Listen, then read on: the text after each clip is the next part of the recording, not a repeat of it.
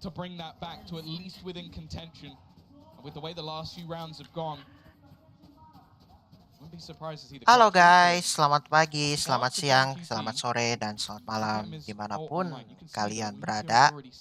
Balik lagi bersama gua, Izza di sini. Selamat datang kembali di channel Istandar Izza Ridwan ya guys. Hari ini biasa watch party lagi ya guys. Sorry gua ketiduran guys, soalnya tadi istirahat dulu sebentar. Ini baru mulai lagi live-nya ya guys ya. Kita nonton ini ya guys, seperti biasa. Dua match lagi, yakni Sentinels menghadapi GENG dan Paper Rex menghadapi Loud ya. So enjoy my live stream guys. Kira-kira siapa nih yang bakal menang? Lala. Kita ini story dulu. Not a bad score line, but their defense is going to be tested. That was brilliant. Honestly, I'm thoroughly enjoying this match. The adaptations from either side, the orb put in play deep to give him a little bit of extra space. They knew exactly where their opponents would go once they placed the pit. That is honestly a Jung QT masterclass in repositioning, and they've earned themselves the 7-5 at the half. Well, a lot of eyes have been drawn to Sentinels and Tens, one of the main players. He's been sensational. It's time to hear from some of his friends and family over in the audience.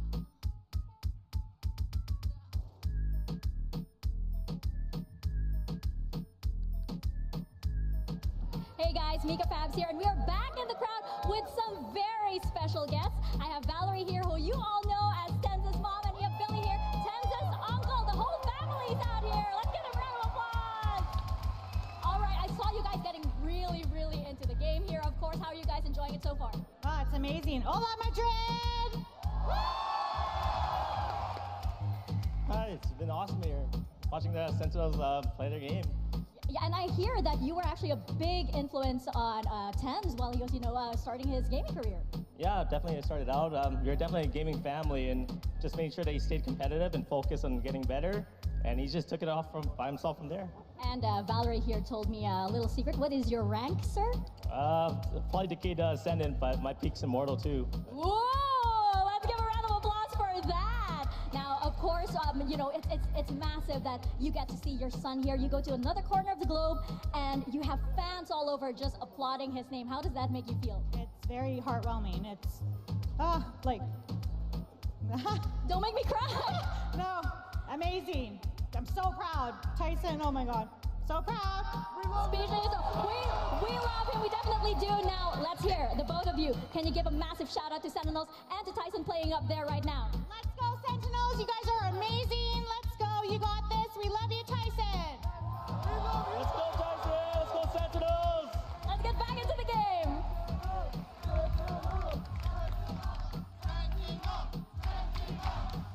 We love you, Tyson! What was that, Tom? You just left me hanging. Yep. We agreed on that. Tom, you told me let's do that when it comes back. I've heard a lot of people heckin' love that guy, so you know. But not you. Okay, fair enough. 7-5. Sentinels doing pretty well at this stage of the game. We said they're used to a very strong attack, and sure, there were some stumbles. But now let's see if they can get off on the right foot here on their defense. The pistol round underway. One ghost, and just classics to back it up on that defensive side. GENG not showing their intention just yet. They've got some control for the A push, looking for any B aggression, but it looks like the intention is to take this to C or open that door and quickly double back. The smoke timing We'll deter them for now. A little bit of space towards that B side, but it looks like Sentinels have a decent read. Two players walking their way back up. The Prowler's actually going to give it away. There's a couple of players here. Zekken does have his nade available if he wants to try and deny them. Instead, he's just going to spam, and he's taken out Lakia. Sneaking into that corner as well. It's a beautiful crossfire if they do emerge onto the site. Deep smoke stopping for any C aggression. Watching the push up on the other side. Two players on C as well. Okay, Sentinels have no worries on that side of the map, or B. But A, on the other hand, has come under threat. They've lost Robo control, they've seen players here, left. and they're making a quick reaction with a 3-man rotate onto that actual site. So well placed for this push. Tens of Smokes has made it awkward again. Already though, Munchkin's able to trade one back. The Paranoia's missed, and Sassy's going to try and capitalize off it. But Munchkin lands another shot. Even gets a fight onto Tens, who's low. Somehow they're turning this. They've got to get that spike down. Snakebite into position, but it's not going to deny. Karen just holding, at least for the moment. But Zelsis, again, he's going to be able to bring this back. Both players low, but Munchkin just isn't missing a beat. He hits his 4th kill of the round, and just whenever there's a moment for someone to step up, it always seems to happen. Unbelievable. I mean, this guy was unreal last map. Don't get me wrong. Pretty sure he came out of the first map. Yeah, the first half with 2 kills. Yeah. He was quiet, and now he's woken up at such a crucial time for this squad. It's not just the 4 kills. He's 1 hit, and I'm pretty sure his teammate is too. Bear in mind, that reaction was Texture, Yeah. the guy who won them the pistol on split by hiding and killing 3 people. And he's like, whoa! What? Looks like we might have gotten an early reaction, because I'm sure he's going to be hyped up after that one too. Tens, though, sneaking around the corner, good for 1. Caught immediately. Good catch by Munchkin, good react, and the follow-up from Lakia closes the round. Pretty Tujuh frantic on the sama. way through. One Wait. player lost. I need that much slower because my brain wasn't able to comprehend how Texture got 2 kills that quickly. Even still, relatively clean. I'm seeing Meteor with a sniper on attack, and I don't mind it because at this point, not going to doubt him. 17 and 9. He may not be on the duelist anymore, but he definitely has that duelist mentality. And yeah, couple off. Actually, both players not that far away from a showstopper. It could be a big round for the Rays players. Especially with the economy kind of low for the attacking side. Texture, there's 1 already. Now just 1 from the showstopper with most of his HP still intact. GENG, they haven't gotten away with it scot-free. Karen's been lost. Omen on each side out. Paranoia's no longer in play. Zalsis with one of the stranger angles you'll see held with an Odin. It's just a fallback, so he's covering C and B with his utility, and a wild shot through the smoke for John QT. There's the advantage claimed, although marginally considering Sassy's HP. Yeah, Sassy was able to trade off that first kill. I think it was actually a solid reveal from Lakia that actually gave up Tens' position up close. There was expectations there for GENG that they were going to be challenged. But even still, it's going to have to be an almost complete reposition. Now, they've got the turret, they've got the alarm bot, so they know that there's not really much of a chance that anybody's got this aggressive. But other than that, information is barren for the side of GENG. They have no idea what they're pushing into. You mentioned that Odin and its position. Well, depending on the plant spot, it might actually have quite high impact. And he's holding on to one of his nano swarms. With 20 seconds left, sure, it's probably going to end up in a retake, but there is a chance that this might be stopped by Zelsis. Well, there's the nano activated that's on site already. 1 thrown through to delay even further. 10 seconds. Time to get that plant through. It's got to be safe in the corner. Got to wait a little longer after the nano runs the clock down, and that is a very tight plant. I think he's just about got it, but no spray coming through on the other side. That was 0.1 or 0.2 of a second by my read, but just about close enough to allow it to come through. But with Texture down, the numbers thin even further on the attacking side. Now the defenders, I suppose, of this site. 1 found by Lakia. Meteor needs some impact with this, and he'll find it. Another kill, but he's 4 HP. 1 against 2. The nade hunting him down. So too is Zekin. 8 found for Sentinels. GENG made a good attempt at this one. Yeah, definitely made it a little bit more costly, but they did have a fair amount of rifles going into that as a bonus. Again, though, I'd like the delay. The fact is that came down to a split second, and I think there was a very real world where Lakia fat fingers that and they lose the round just off time. Yep. Like, it was so insanely close. Good positioning, though, meant that they were able to find a lot of these kills before things really got too dangerous. And now we mentioned the showstopper. Texture used his in the last round. Zekin has his available now. These rounds are trickling in bit by bit. The lead only ever summed up by a round or 2.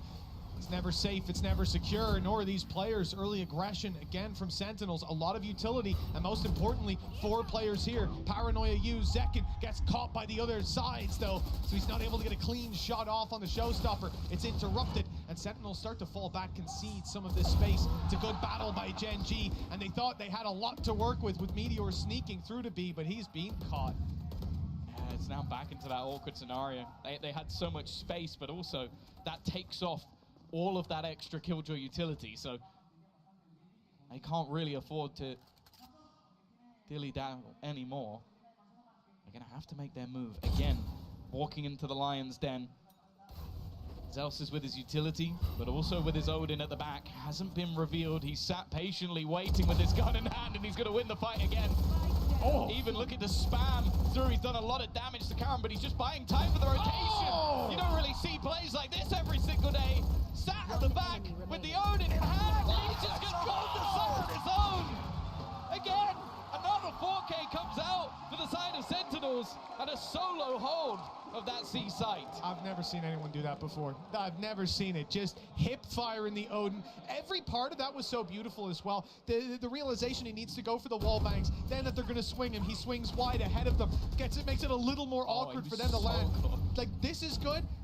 The swing here, it perfectly offsets where Karen was looking to pre-fire on. Like, he could not have read that any better. What an unbelievable play, and then to actually deliver sprays like that, hip firing, when you're just beginning it, you have a lower rate of fire, unbelievable. I'm gonna dream about that tonight.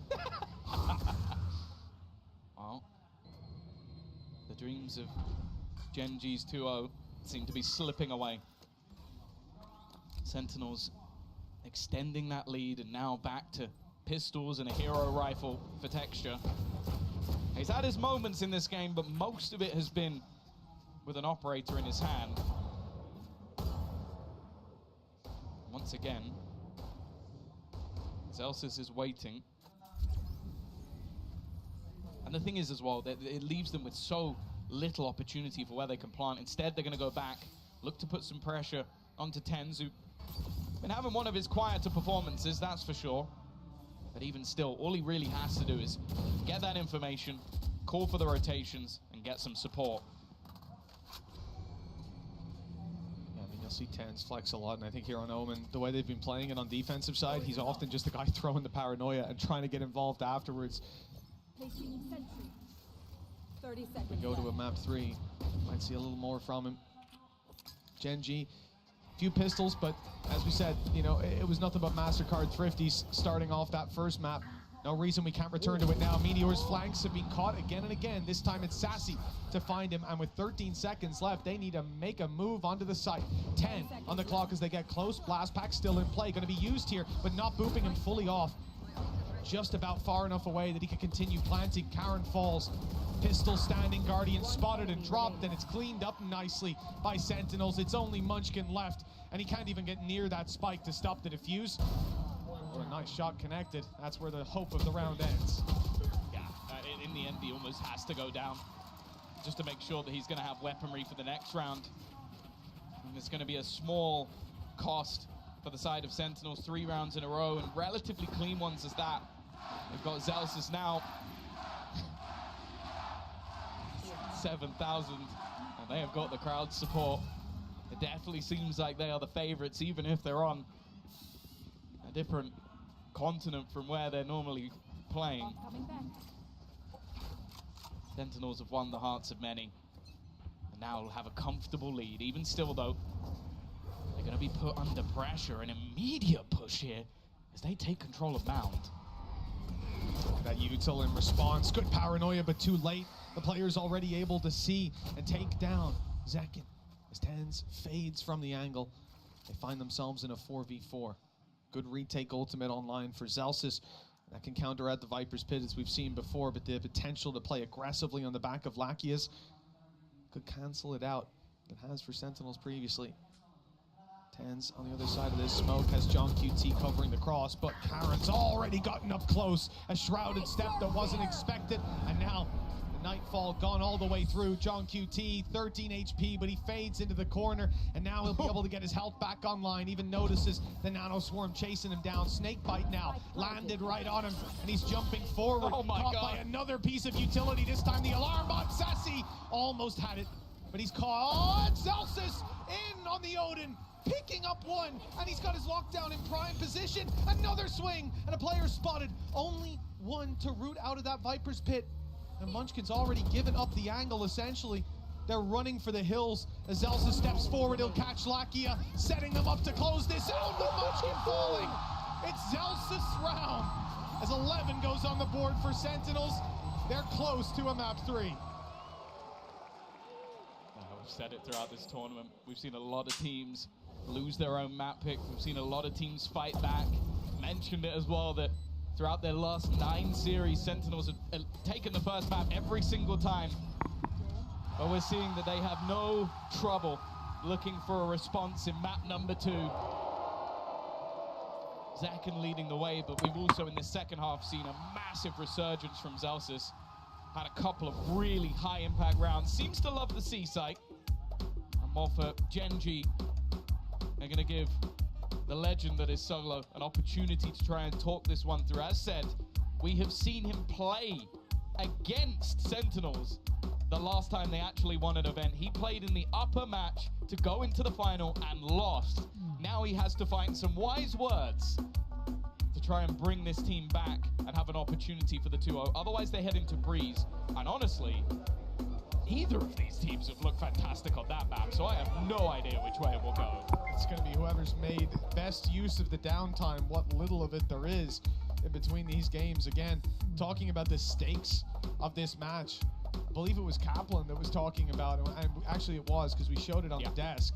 The fact that whoever wins this, first of all, gets to watch their opponent play, always a great advantage to have, but mainly they get a day off. They can prepare, they can scrim, they can relax, get up late, whatever they want. And the veto advantage as Veto well. advantage, exactly. The impact of winning this series, it's not just about, oh yeah, they can get to the grand final anyways. They can, but they'll be on the back foot when they make it there, running off back-to-back game days. 4 rounds in a row. This attack side for GENG hasn't looked great. We're going to see the same again. This adaptation to the C-side control is to have aggression, and then Zelsis now sits with his setup on the A side of the map. And I think they're going for this again because it's yet to be tested. We haven't seen the pressure put onto Zelsis on the other side. But they feel confident in it. They've left him there alone. In fact, there's no support at all. The rest of the team are massively far away. In fact, we're even seeing a rotation from Sassy towards the players over on that C site. Oh, he has to cover the B gap. They want this man to go for a real hero play with no support whatsoever. Oh, if he commits to it. If he just commits to it, he could have so much value spraying through that wall. Look at the players creeping up towards the switch. Zelsis doesn't know, though. There's no information to play with just yet. He's waiting for his alarm bot to get contact. Now the door's open. He needs to run. He knows players are about to flood that part of the map, or that they might be. In fact, GENG have changed their idea. The direction now brings them towards B. Smoke up, and a good kill as Tans is caught out of position. Nightfall through. And that is going to slow them way down. Keep the information in their hands. Allow Zelsis to go in spraying. And Zekken does much the same. This one's done. Karen in a barrel. And Zelsis spraying away. It's 12-7. 5 in a row for GENG. Well, we're going to go all the way to Breeze. Yeah, they were so ready for that. Had the utility available to play the retake on C if they needed to. So Zelsis' only play was to just get out of there. They had 4 players ready for the B site, and the second the Nightfall goes in, Zekken, he can smell his opponents. He can sense the blood in the water and gets himself a couple of headshots easily. 5 rounds in a row now. And that's exactly what GENG need on the other side to take us to overtime. Feels unlikely with how clean this has been for Sentinels. And already they're getting the early read. The spam almost gets the opener. Oh, it's going to. Because after you spam that, you spam this wall, and Karen's right there. The bullets get very close, but not close enough. Zelsis is now back on the site, reloading as pressure's applied. The door is open, but all the while Texture is creeping his way towards the stairs. 2 players spotted, one up close, and even suspecting one near the switch. Zalsis has a lot of information. Oh, and even the kill on Lakia. The blind fire pays off. Karen's in danger too. He was getting sprayed at. All the while, they're just hoping that on the side of Gen G, somebody look on Sentinels will make a mistake. Look where Zekin is. Still waiting. He's pushed all the way up, so he knows that they're not going back in this direction. I like this, though. The adaptation that maybe Sentinels aren't expecting. Never mind. Sassy makes the play, but gets caught out. Even still, though, Meteor's found another. Somehow this round has become competitive. 30 seconds left on the clock. They still have themselves a lockdown available. The spam might actually just about get rid of it. It's still online, at least for now, surviving an extra second, and they haven't been able to put the pressure on. Tench has got another. John QT with one more. Leaves it all on to Karen. He's on 1 HP. And through the smoke, John QT will close it. We're getting the map 3 we desired, as both teams will win their opponent's map choice. Convincingly at that 13-7 for Sentinels. They came in with control and they never let go. It was a close fight all the way up to that 7-8 score line, and then they ran away with it. Gorgeous play from the Sentinel side, and we saw the resurgence of so many players. Zekin finishing 23-10. This is a good sign for what's to come. Breeze, map 3 to close this one out and send one team to the grand final. It's coming up after this.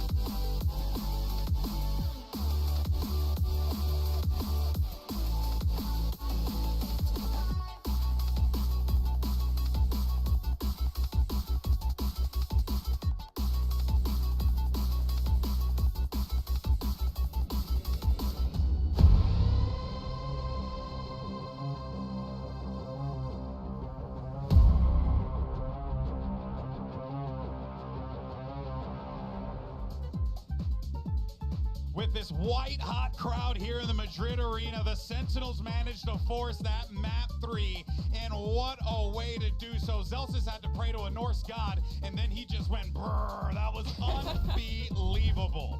Yeah, I mean, that second half, John QT was putting on a masterclass with the defense. Lotus calling something like 5 or 6 rounds in a row to win it there. They killed the lurker every round. Zelsis' Odin was holding A space every time, and the retakes were looking sublime. I was going to say, great call in. John QT just said Zelsis, you know the Odin? Just spam. Yeah. We were saying, like, the economy was so good, why not buy a second Odin and have someone behind you that is either, like, when you're not shooting, somebody else is shooting, or they can reload for you and you just keep going on those plays, because it was stellar. Just not wanna only on say, A, also on C. Real quick, I went to the back to go talk to Sideshow for a minute. I was like, what Sentinels need to do? He's like, they need to shoot back. They did it. Zelsis They was did. like, yes. And honestly, there's not that really much of a chance of a refrag if they can't see you, you know? It's also so easy to just be like, Odin go burr, but the way they use it strategically to punish the brilliant. A pressure, to repush, the way that they call around it as well, you kind of make the joke of having another Odin behind, but they always had someone else ready to follow up off of it. It's another showcase of like he needed how good the fundamentals are for Sen. Yeah, it truly was impressive there. Of course, so let's take a look at our Verizon high-speed moment of the match, because we got to give some love to 2 players here, Sasi and Zekin. First, Sasi, for this brilliant player, I thought he was cooked at this point. Manages to whip that headshot there. Kukuka finds a second, and then Zekin, here you go. I am loving this place, because these are the kind of rounds that get you back into the game. Something that definitely, and just based off on the score that we're seeing right now, Sentinels needed desperately. But also, I wanted to point out that even Kaplan asked for a timeout this late into the first half, being like, guys, this cannot be the way. I think that he had a major impact also in giving them the keys as to what to expect for when their defense came.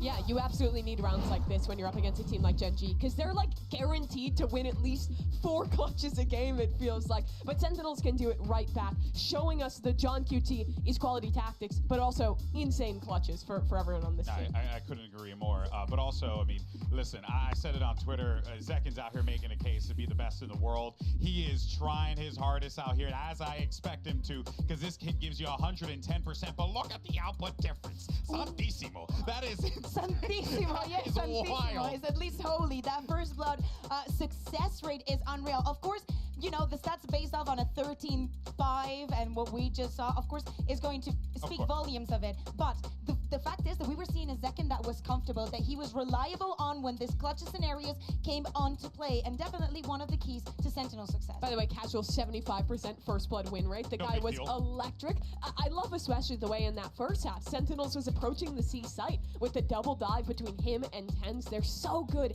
at getting those openers. Wow.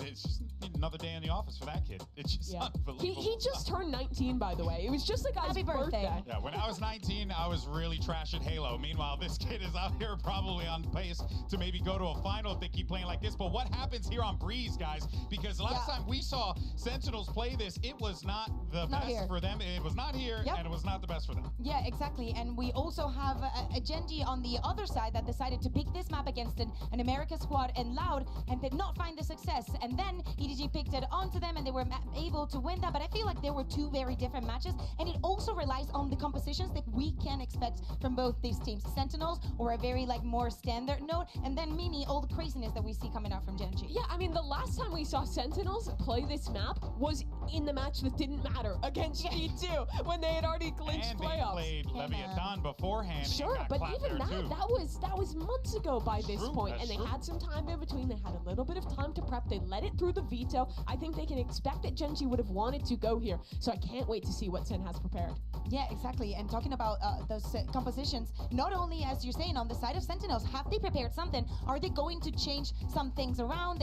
They're playing with the KO. We know that they can be comfortable with that, but also thinking about the composition from their opponents. They potentially having the Euro, having the Astra in this map is something that regionally you're not going to see anywhere. That's true. But it's going to be a 3rd map here, and let's take a look at what comp Sentinels go for. It's the same thing as last time. This map, I think, is honestly a 50-50. It can come down to the duels, performance on the day, but what we have to focus on is what this would mean for either of these teams. GENG, in the organization's first international appearance that they qualified to, they have a chance to make it to the finals with rookies on their squad. And for Sentinels, it is a return that has been so long awaited. GENG has has been able to turn these things around. Losing their pick is something that they are very familiar with in this event, but they always win in that third map. This has to be the case if they want to make history. The winner of this match has a huge advantage in the grand finals. This last map could very well define the winner of Masters Madrid. This is it, folks. Map 3, and the winner moves on to Sunday. I don't want to waste any more time. Let's send it back over to your casters to close this bad boy out. It's Mitch and Tom. Thank you so much, Golden Boy, and our fantastic analyst desk. Just saw the results come in from the fan poll, Tom, and it looks like Sentinels are pretty heavily favored to win this. Sentinels are winning a fan vote? I never could have seen that one coming. I wonder if we can get the stats from the Korean stream. It might be a little bit different over there, but we'll see if that fan favor actually carries any weight. As we move on to Breeze, the final map in this series, the decider that sets GENG on the defensive side. They stumbled on the last with big plays coming out of players like Zekin on the side of Sentinels. Let's see what the Sentinel side has up their sleeve on Breeze, because it's not like the other two maps we expected a lot from both teams. Here, it's hard to really gauge expectations. Yeah, and a lot of what we've seen already, the victory that came out of this composition for GENG was an 11-1 attack side, so we don't know what they've got on the defense. We'll have to wait and see. Zekin, though, already looking to take that initial space. Again, the utility from the initiators is sublime. Sets him up wonderfully. That shock dart has done so much damage. Zekin's almost dead as well. I don't think he's got anything else to throw at them, but they are slowly making their move forward. Here comes a recon, just came back online from Lackey. It was used at the start of the round, now buys a little bit of space. Zekin down, and Texture emerging from the smoke gets caught. They know there's a player in the corner, and they'll look to isolate that fight up close. Munchkin does well to find another, the advantage against Celsius, but the spike is down, and he knows it's not being diffused. Sometime bought, but 15 HP, one more bullet's all that's needed, and it should be only seconds away. With Lackey as third, GENG find a first. Yeah, exactly how you want to start off on that defensive side. I think the expectations will be there for both sides to have the success there, but that's the thing, though. You're kind of facing off against what was a bread and butter comp on this map before. What GENG's running definitely has a little bit more spice to it on that attack side. That's the thing that I said. That shock dart was sublime. It almost killed off Zekin as well and ended the round. And seeing Lakia, as I said, one of the players looking to get his redemption versus Sentinels from a long, long time ago. And we're talking about a ridiculous, what was it, 1,029 days since Sentinels sent Newturn to the lower bracket. Will they do it again? Early days in this map at least, and obviously for the side of Sentinels, they don't normally invest much into these rounds, and they haven't again. It's either all or nothing. They're not like a sheriff team. They're not like, let's put a little bit in. Yeah, we saw that right last map. It was the full force and a lot of success found, but obviously don't put as much stock in being able to claim that space on this map. And you can understand why. Normally, though, it's on the back of Cypher comps that are really hard to break through if you actually play diving on towards one site. At this time, GENG have a lot of reactive utility. Meteor can always get towards that site. Karen's got global util to support them with those stars. For now, Sentinels have claimed the space. They have got the plant down by the looks of things, and there's not a lot that GENG had to push them out. Even the shock dart doesn't plant. So a chance now for the pistols, most of which are grouped up on the back of the site. Good shots to start this off. And it doesn't look like there's too much being found, but you gotta look at the HP bars. Meteor's down a little bit low and emerging from the smoke. Yeah, Celsius ran into heavy traffic, but Lackey is down. Another opportunity for kills here on Zekin. Low HP on Meteor, but not a shot to hit. And John QT's last alive. Hey, okay, 2 kills. It's not terrible. Yeah, they do a little bit of damage. They get a plant. They earn some extra credits. Halo anak tambang squad, ternyata lu punya game YouTube bang. Udah lama, ini baru live. Especially with how GENG set up. That was basically working off the retake. Now those where things get that. Udah lama punya YouTube bang. The plant in some cases will actually have made the difference of having full shields, having full utility, which, as we know, there is an outlaw on the other side, so that will actually make a difference. By the way, welcome to anak tambang squad. Welcome to my live stream. Selamat datang. Drawing my eye how GENG use it, but this is going to be the more conventional usage. They're on defense for starters. Yeah, attack side split. You know, we're going to have a conversation about that. But here, so much value. The whole map is just long range angles. You can do so much damage. As we see, Sentinels have got shields on everybody, the full 150. Those pistols, weaker weapon spams, could be able to take him down already. Texture's able to pick up John QT, Lackey on another, Karen, Munchkin. Everyone's got their bite of the pie. It's just Sassy left alone. I mean, this is not a round that I expected GENG to win, but to dominate? There's barely been any damage done, Tom. No, and they're already looking at their flank. They know that there's a very good chance, especially now that they're starting to clear out the positions behind, that he will be somewhere towards their spawn. Already pings on the map. It might even just be a scenario where we're going to have to wait the full 50 seconds for Sassy to just try and hold on to the gun. But again, I want to shout out the utility being thrown in from Lakia. He's someone that I definitely don't think always gets his plaudits, has some rough games individually, but his dart basically gave a free kill over onto the side of Karen. Well, 30 seconds it is left. just going to be Sassy holding on to the gun. All 5 players looking to survive. Upgrades as well. We were talking about them having, I think it was a Marshal, a Sheriff, an Outlaw. None of those weapons are in play anymore. It is just the rifles for GENG. If you're talking about a great start to this map, it really doesn't get better than this. No, that is a boost to their economy if ever I've seen one. 10 seconds 3 left. upgrades across the board, able to make it work with the weaker weapons. And you know, the funny thing is, Welcome the yang Viper Wall can nonton, be so selamat useful. datang. Viper Wall wasn't there. Viper Orb, same thing, not there. It's just straight up fights. Players spamming through the smoke, putting them low. Now Wait, they found Sassy. After all that time. After we've sat there for 50 plus Pokoknya seconds, habis. waiting for him to hold onto that guard, and Meteor just goes, no, right at the end. But that's just disgusting. Like, that's the thing. That's where you see actually just the usage coming out of Lakia, and then also just the denial. Like, it's having that second controller. Like, Karen's just been able to slow the push by putting that smoke into position. And there you go. You got the GENG watch party over in Seoul as well. After what was probably Suasana di a watch bleak party-nya nih. 2023. It is Meriah painful sekali, to be a fan guys. of this team now. Yeah. Maybe even a few people might have jumped ship over, but we won't call them out.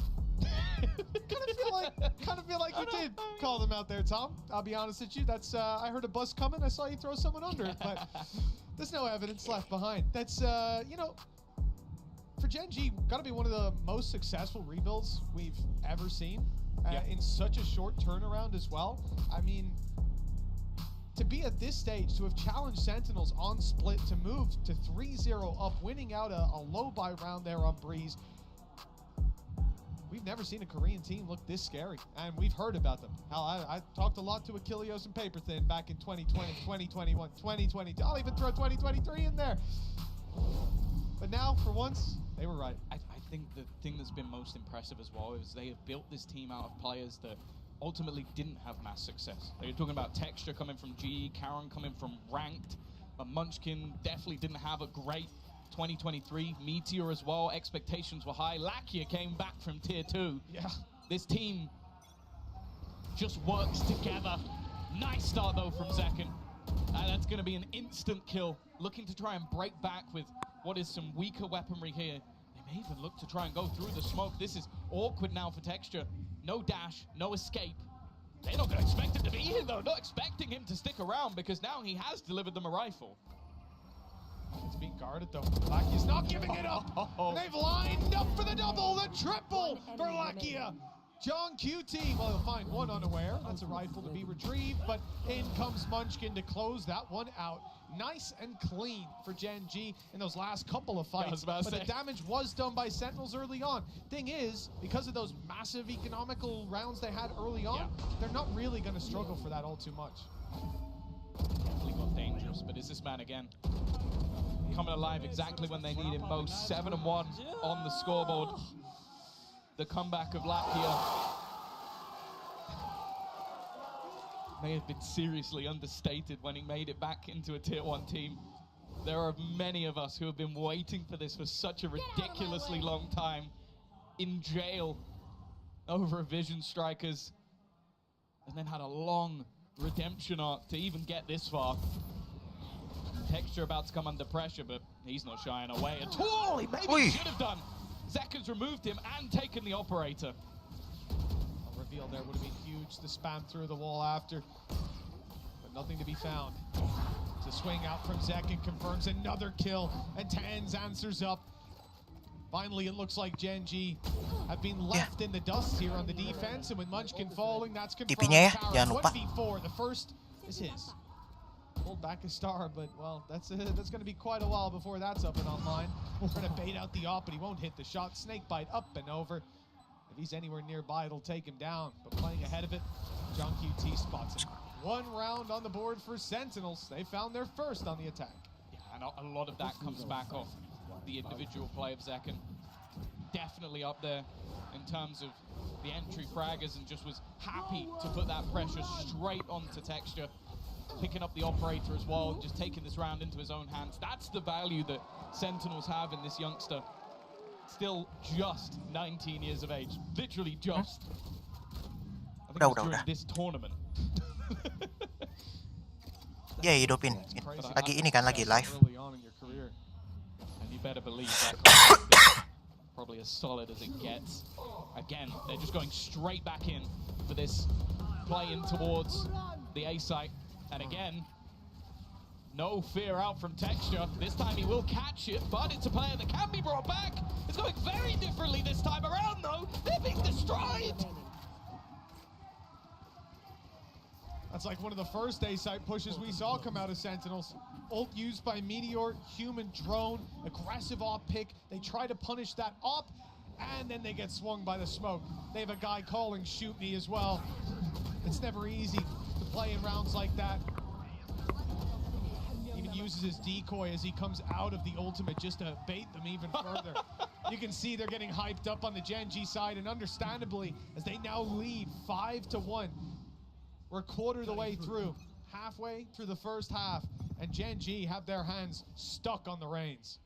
Yeah, we've heard behind the scenes that in scrims this map for GENG has been going fantastic, even if the results don't display that. When it comes to the officials, they were confident, they were happy to take it here.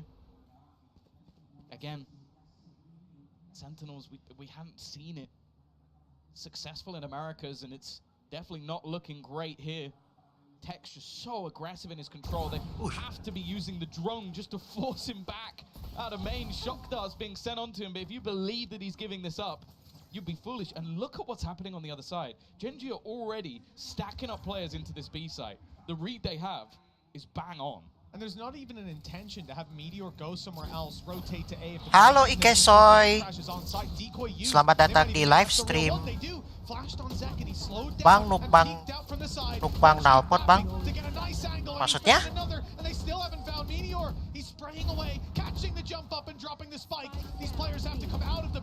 They're getting a reveal.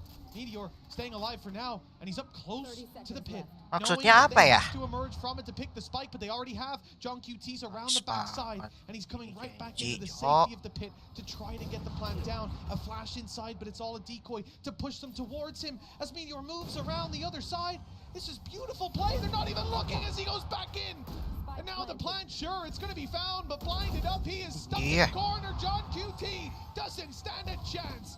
Huge round from Meteor on the Yoru, and an even bigger one for GENG. Ngomong-ngomong, subscribe dulu ya guys, jangan lupa subscribe.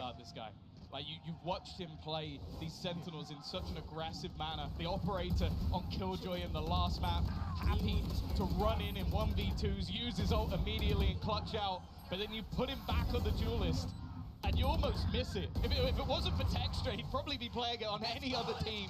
This guy is so damn good. 9-3, top of the board. Sentinels at the moment, they just don't have an answer.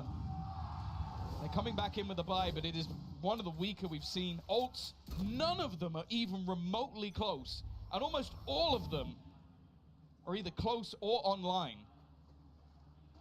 Here he goes again. He's crazy. He's absolutely crazy. They baited him in. They thought they baited him in. He bites, but he takes it with him. Zekken down, and he's sticking around. Texture's not going anywhere. Eventually he has to fall back. The flash is good. Was that a leg or a spam from someone else? Indeed it was a spam from someone else. Lakia, who's now down on the floor. The ult used by Meteor. 1 spotted, 2 spotted, and 2 taken down just like that. They saw the final player. They know exactly where he is. Nothing slipping past GENG right now with a 7th round locked in. Sentinels have to be feeling stuck in the mud. They got one round, and this A site has not worked for them since. Yeah, the problem they have is either they go for these direct, aggressive takes on towards the A side, or they lose that map control immediately because it gets pushed by texture. Like, they have to challenge for it. The problem is they're not winning that fight. So there almost has to be a response. Mid-control... You say I own you. It sounds like it. Mid-control has not been something that we've seen too much from Sen. I almost want to see the pressure put in because these A takes are just being slaughtered. And now we're even seeing the switch up of GENG putting texture on the other side of the map. I think his expectation is, well, surely they don't go for that again. There's going to be some Halls congestion off rip. Lackey has given up the space. Just going to drone it. Instead, close the door. Shock Dart close and the follow-up. That is gorgeous. But Sassy does manage to trade with the ultimate, and look who's gone running through! Karen uses their own util as a smoke, walks up and surprises everyone. And the spike is on the floor again. Not just Karen anymore. Meteor's holding it. He's still got his flashes. Cosmic Divide, insult to injury. Sentinels are locked out as more rotations are coming through. Munchkin not even looking at the... He's not trying to hold anything other than Halls. They know that they can't go back because of texture on mid, and there's two players watching for that walkout. Sentinels need a miracle to get away with this. They also lined that up so that he can peek in front of it. It's a dual access ult. Trying to make their way out. The pop flash is perfect, and it's instant. Both players executed.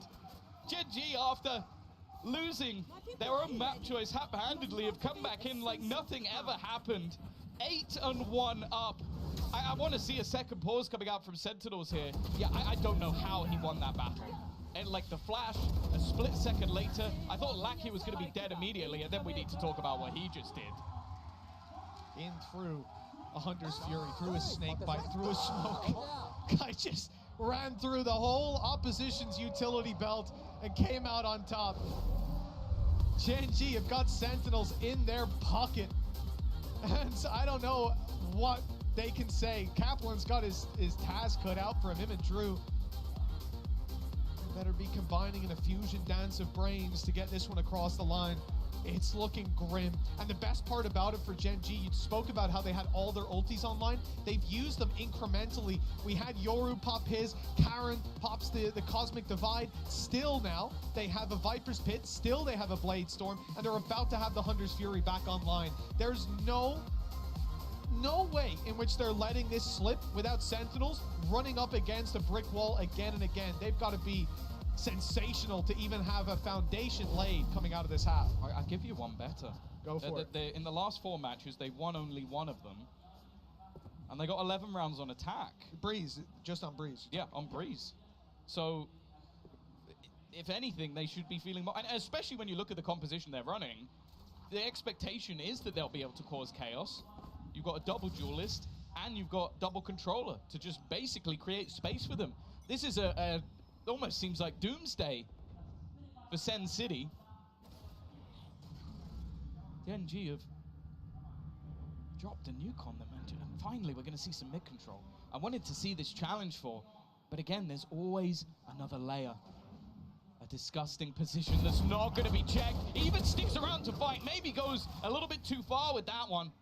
Not able to escape, and because of that, it's just going to be the 1-for-1 trade. Well,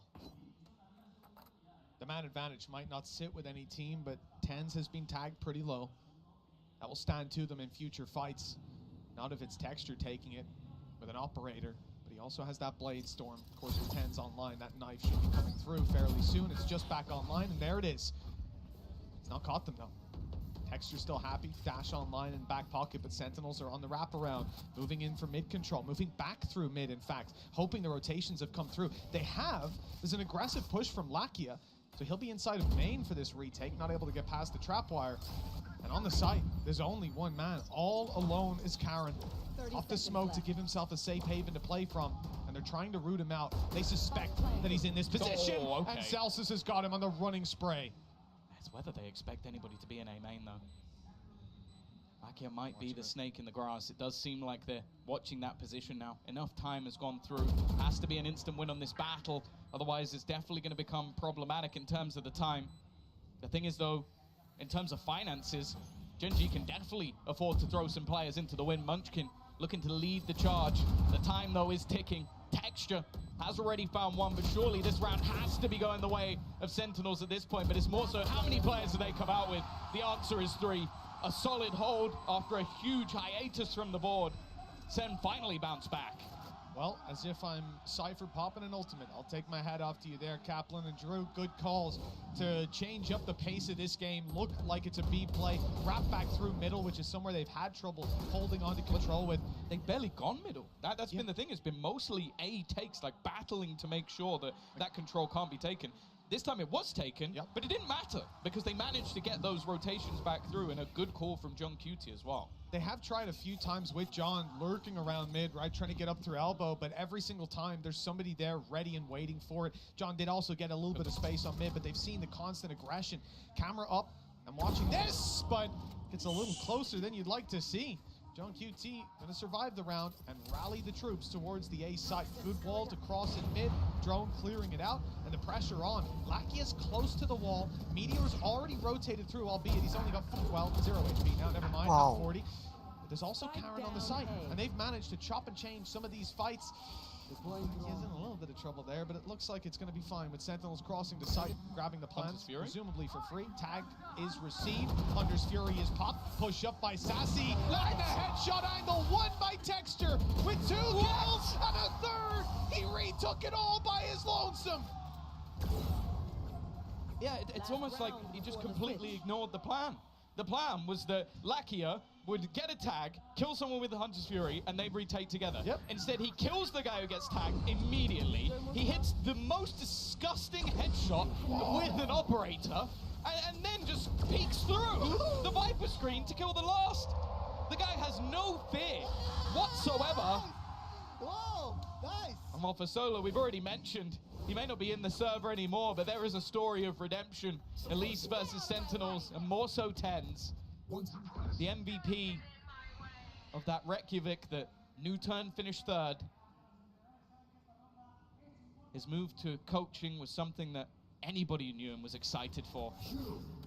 Now it's going to be a more direct approach, straight in towards this B site for Sen, desperately looking for a 3rd round. Nice shot by Texture. That's 4 in a row on that off. He's making a highlight reel of his own, and still to be dealt with. All 3 players spotted. The info there. Bladestorm in the back pocket, sprays her in, forcing them into this angle. The shot didn't actually land. The Bladestorm only doing marginal damage. Eventually, Tens falls, unable to be rezzed back anymore, but Sassy and John QT keep it competitive, keep it in Sentinel's favor now. And they know exactly where Munchkin is. Snake bite towards the back. It might force them into Texture, but they go the other way. And Sentinels handle every battle perfectly. 3 rounds on the board at the half. It's not ideal, but it's workable. Yeah, it's definitely a scary prospect going forward, but similarly to what we saw in the first map, a slight resurgence from Sentinels at the end. Of course, as mentioned, though, you look at the composition that's there for the side of GENG, and you feel like it's going to be better on their attack, which really is a marvel to look at, because they have been truly unbelievable, making a mark as the best team in Pacific, and they are very close to making that final. Well, a big factor on their attack is going to be Meteor, so let's hear what Meteor had to say ahead of this game. 안녕하세요. 젠지에서 활동 중인 메테오 김태호입니다. 일단 저희가 리빌딩 하고 나서 제일 성적을 좋게 내고 있는 것 같은데, 사실 아직 실감은 안 나지만 그래도 또 저희끼리 잘해서 올라왔으니까, 사실 페이퍼렉스라는 팀이 에임이 굉장히 좋다고 생각하고 있는데, 이제 저희 팀원들도 그 페이퍼렉스 팀원들 간의 에임 싸움이라 해야 되나? 저희끼리 그런 거 피하지 말고 우리도 한번 싸워보자 라고 얘기했던 것 같습니다.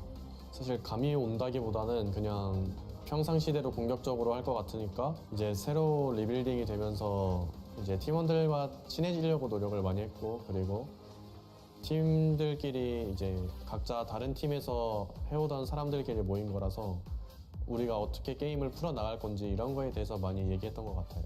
그런 부분도 이제 저희 팀 This could be a big win if it comes through. Nice work from Meteor. One bullet left. And nothing being spotted towards the spawn. This means they know where they are. The peek out is perfect and he goes back with the... Welcome yang nonton. Jangan lupa like 센티넬 dulu. 경기를 자세히 보진 못했는데 사실 센티넬에 대해 아는 것도 많이 없고 그냥 이 선수가 뭐 잘하더라 이런 것만 알고 있기 때문에 그냥 센티널이랑 하게 된다면 그냥 저희가 하던 대로 하면 충분히 이길 수 있다고 생각합니다. 일단 저희가 한국 팀이라는 게 굉장히 자랑스럽고 그리고 한국에서 또 많은 팬분들이 응원해 주시고 있기 때문에 저희가 꼭 그 응원에 보답해 드리도록 하겠습니다. 세계 각국에서 젠지를 응원해 주시는 분들이 계신데 그 응원에 보답해 드리도록 하고 싶고 그리고 저희와 함께 항상 달려주셔서 감사합니다. Well, Meteor says they've got fans all over the world. I'll tell you what, plenty of them showed up here to support them today, and they'll be thankful that they did. Got to witness history already with Sentinels challenge heavily, and Meteor off the bat. He is swinging with Zekin down. The man advantage goes to the team. 9-3 in the lead. Winning this pistol could spell the end for Sentinels. Well, that's the thing. He talked about the pride he has for being that Korean team in this tournament. They win 4 more rounds, and they have got further than any Korean team has done in the history of the VCT. Right now, they've matched Newturn and DRX, and to do it on their first time out be truly impressive. The fact is, they're building up into an A-take. The re-aggression could be caught. Karen waiting, watching, not going to be checked. Looks for the second, but Sassy will take him down. Even still, though, it's bought enough for the rest of the team to make their way in towards that A site. Sassy hoping maybe he could hit something with a miracle shot or a shock dart, but instead, they're aggressive to try and take him down. Left on just 40 HP. He has done damage to the other side, though. 68 and 40. Obviously, Meteor tagged up in the earlier fight. Munchkin now in danger. One of the few full HP players goes back, opens the door, and is going to try to bail. Snakebite chasing him down, but he's out. And he'll close that door right in his opponent's face. That buys a little bit of extra time as he turns around to the bridge, ready for the fight. Munchkin wins his, and Meteor, that's a triple. Sensational pistol round with GENG, losing only 1 player. They're now 10-3 up. Sentinels, I don't know if they'll consider the Force. I think they'll play the Eco, but either way, it's not looking good for the #1 America's team. He could have been dead within the first few seconds. And instead, he ends up burying the pistol round. The stories with this team. Munchkin, the leader, had so many bites at the cherry at internationals, never even come close. 3 rounds from a final. This would be his 7th international event.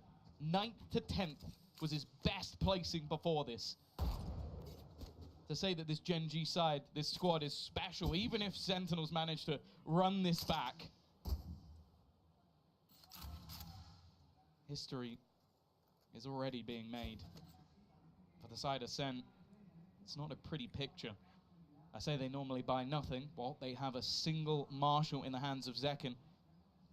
He's had an amazing tournament, but he's got to hit some crazy shots just to give them a little bit of hope in this round. Even the 1 hit off rip textures down to 76. Wonder how much impact that can realistically have once these players round the corner. It's classics waiting for them. Decoy leading the charge, spotted by Sassy. He's ready for this, and there's the finish on the earlier shot out of the Marshall. Damage done to Meteor. He's actually going to use his ulti already, thanks to a fantastic performance in early rounds. He's already diving in. Oh, close, but that's a mistake. A mistake that Zelsis punishes and leaves John QT in a spot where he could get this done, but the first player lands the first bullet.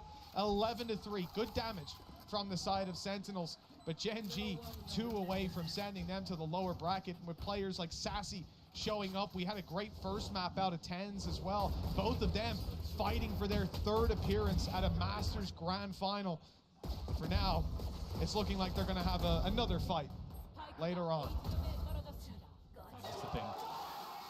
There's players on the Sentinel side that have been there, done that. Masters winner, a Champions winner. But right now, it is the Korean squad that are proving This is a new world, a new realm in 2024. The time of the rookie, Karen. Maybe the time of the comeback for some of these players. The thing is, though, Sentinels are not out of it just yet. They're trying to find a pocket, get a little bit aggressive. They've got the better buy here, but already not the greatest of starts. Sassy does trade, but he takes damage. Zekken's aggressive position should be revealed. He's going to try and play ahead of it, see if anybody gives him a fight, but they don't. Oh, and there was cover as well, just in case the wide swings came through. That was through the wall. That was blind fire. And Texture's got another up top, aggressive, still with a dash to play with. And Zelsis and John QT backed into a corner. All their credits on the line. This defensive side has a decision to make.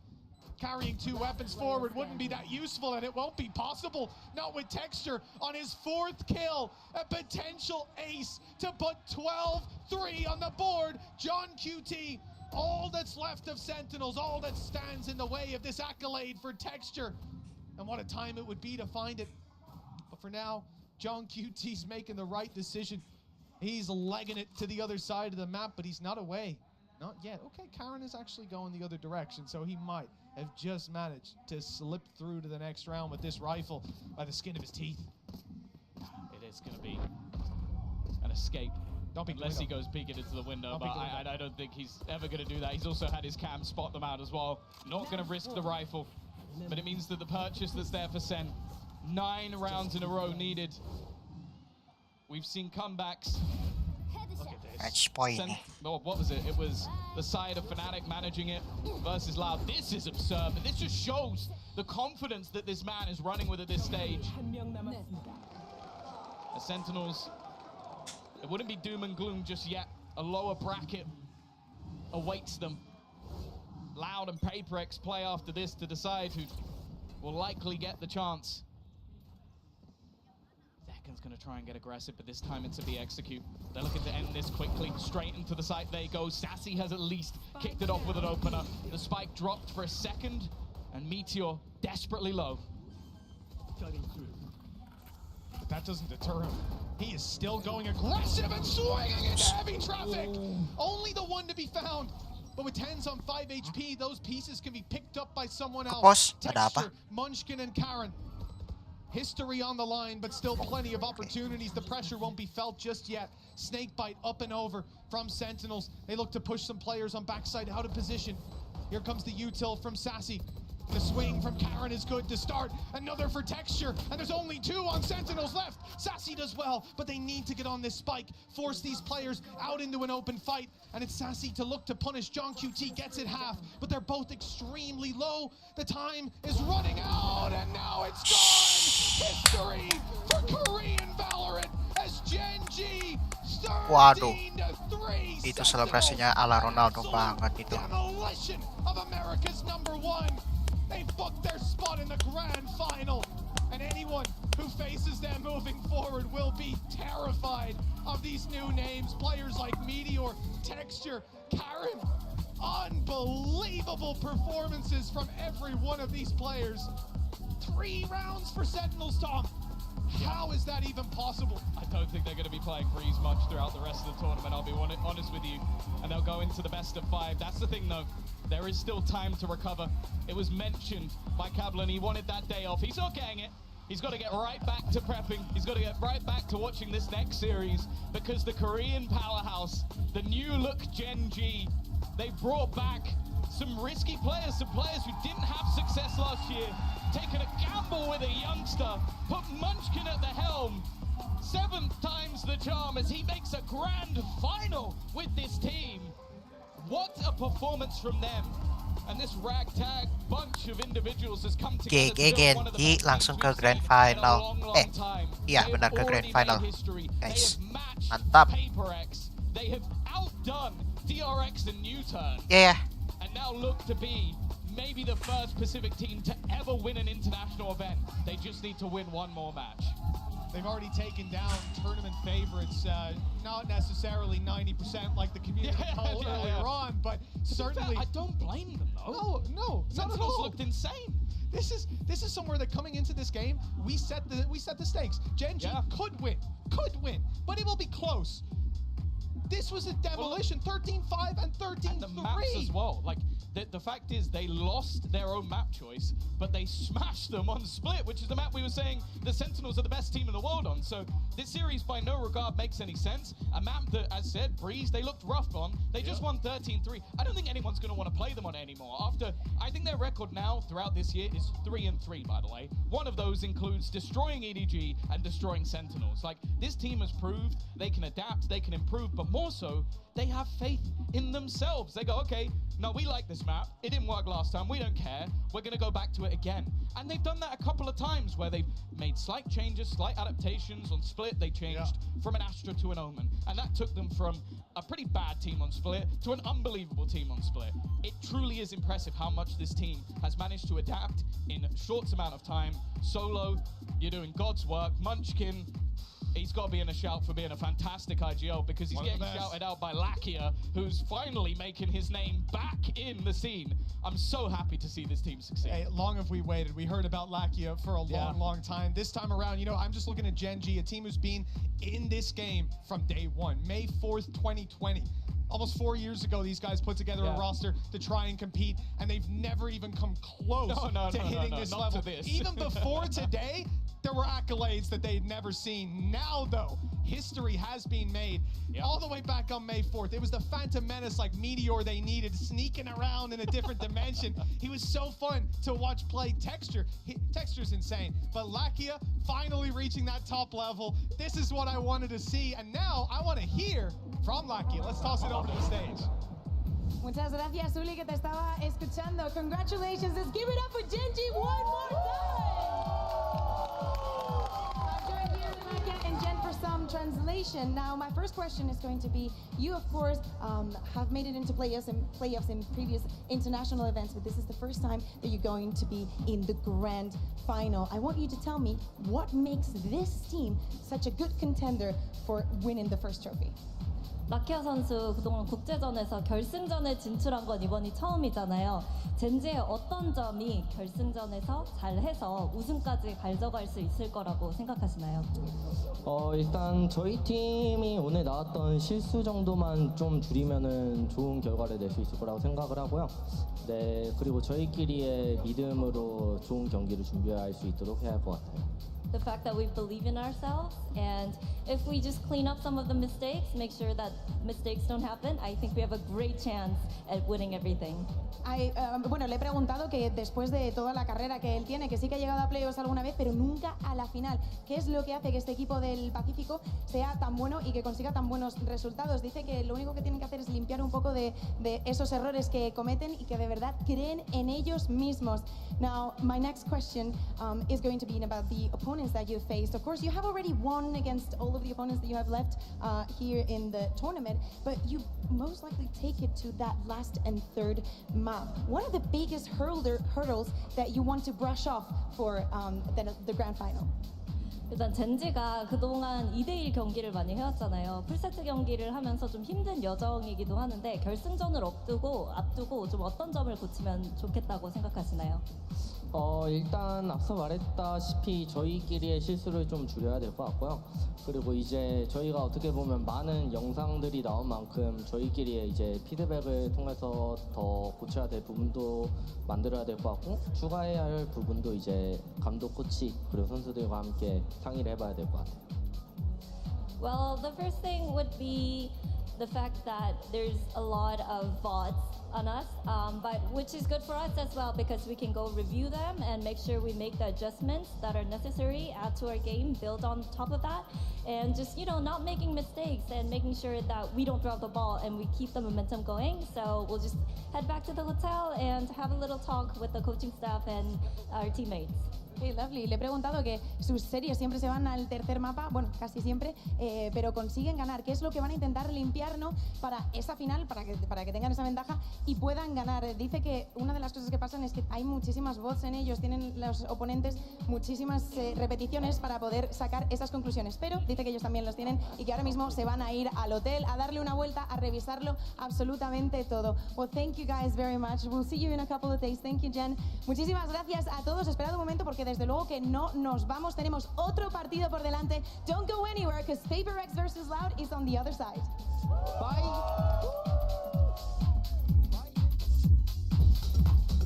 A grand final spot is on the line as well as history. For Sentinels, it's about going back to championship form, and for GENG, it's about GENG establishing themselves as a top-tier team in Valorant.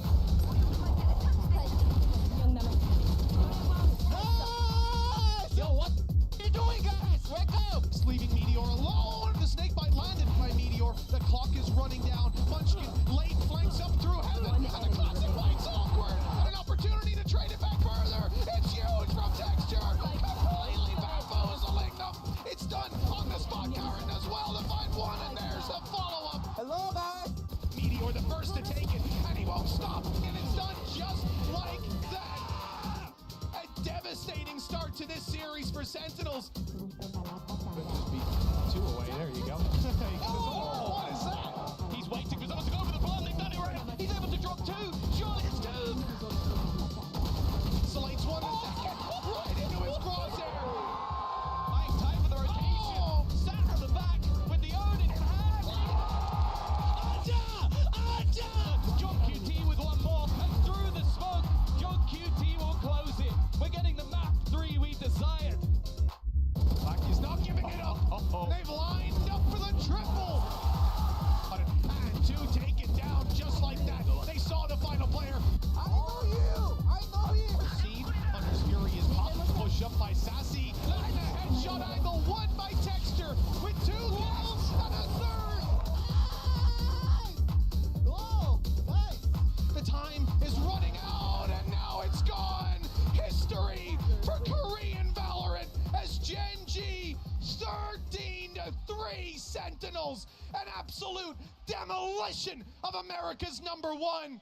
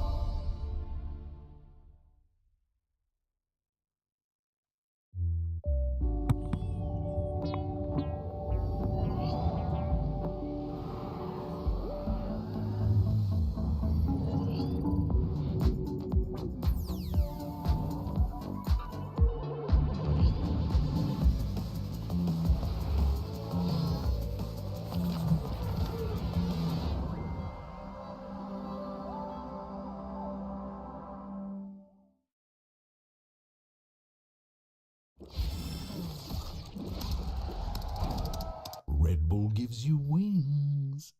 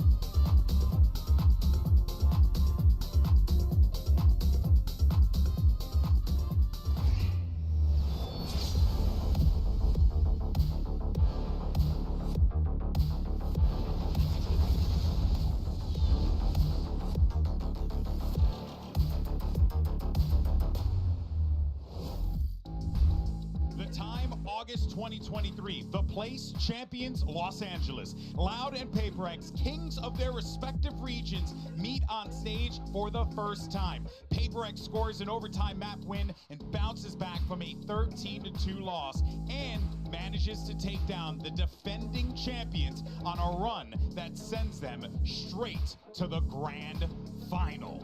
Hello everyone and welcome back to day 7 of Masters Madrid and our lower bracket semifinal between PaperX and Loud. And this is going to be their second meeting here on the global stage, but I'm expecting this one to be fireworks. Hopefully PaperX gives us some funnies. Of course, I'm Golden Boy, you got Mimi, you got Kukuka. This is going to be a good one, Kukuka. I'm excited. Yeah, totally. I mean, after the introduction that you gave, I'm kind of scared to say anything, but also the stakes were different in that time that they made, because as you were saying, it was the upper final, right? It was the upper semifinal, so nobody was going home from there. We're talking about upsets. We will be talking about form in just a minute, but of course, seeing either one of these teams, especially Loud after the standard that we hold them to, would be kind of a surprise to send them home today. I agree wholeheartedly with that one. I mean, honestly, it's kind of crazy to see that, you know, PaperX, a team that we have really valued for them being a creative, innovative team. But this event, Mimi, it is really just felt like PaperX has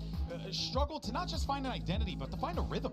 Yeah, I think the biggest thing for PaperX has been like balancing the confidence, right? In these early interviews at the start of games, it really seems like it's not there. They're not playing like themselves, but continually in big matches, in second halves where it matters, they continue to step up and find that magic at the very last second. That's what brought them here, but what we're looking for today is really consistency from this team. But this is the match for PaperX to prove if they're ready to lift a trophy in Madrid. Couldn't agree more with that one, Mimi. But earlier, Mika Fabs actually got a chance to speak with PaperX's Device. Go ahead and take a look.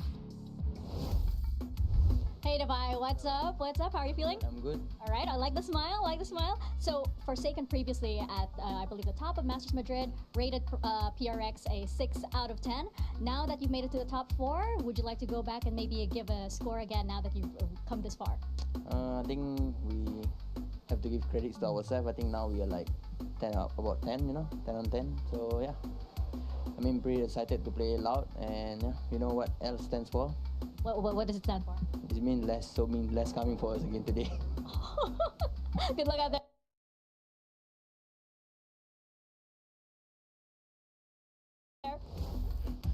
Dude, that's a GV level pun coming out of that one. I'm offended. You should feel honored. I am. You should feel honored. I'm actually quite proud of him. I'm quite proud of Divine for that one. But by the way, least confident, like 10 out of 10 I've ever heard. But it's good that he's at least saying that, right? We need to see the PaperX fired up for this match. I mean, especially after what happened yesterday, right? And the way, not the PaperX looked, but the way the GENG made them look. Oh, you know, we know that PaperX is all about the flashiness, the quick plays, and GENG had a response for everything, but it is an opponent that they know very well. I feel like, though, we learned a little bit more about what GENG's capable of today than what we saw. So now that makes me wonder what happens here with PaperX. Was that a matter of GENG just flattening people, or is this a PaperX team that maybe has a little bit more to show here? Yes, because I think in previous, yes, as in both are true. GENG look incredible, but PaperX, I think in previous matches, we've seen them really push GENG. That's one where they were making a lot of fundamental mistakes. Players were kind of going off, losing picks. They're taking the normal PaperX risks, but against a team like GENG, with their structure and their firepower, they were ripping that apart.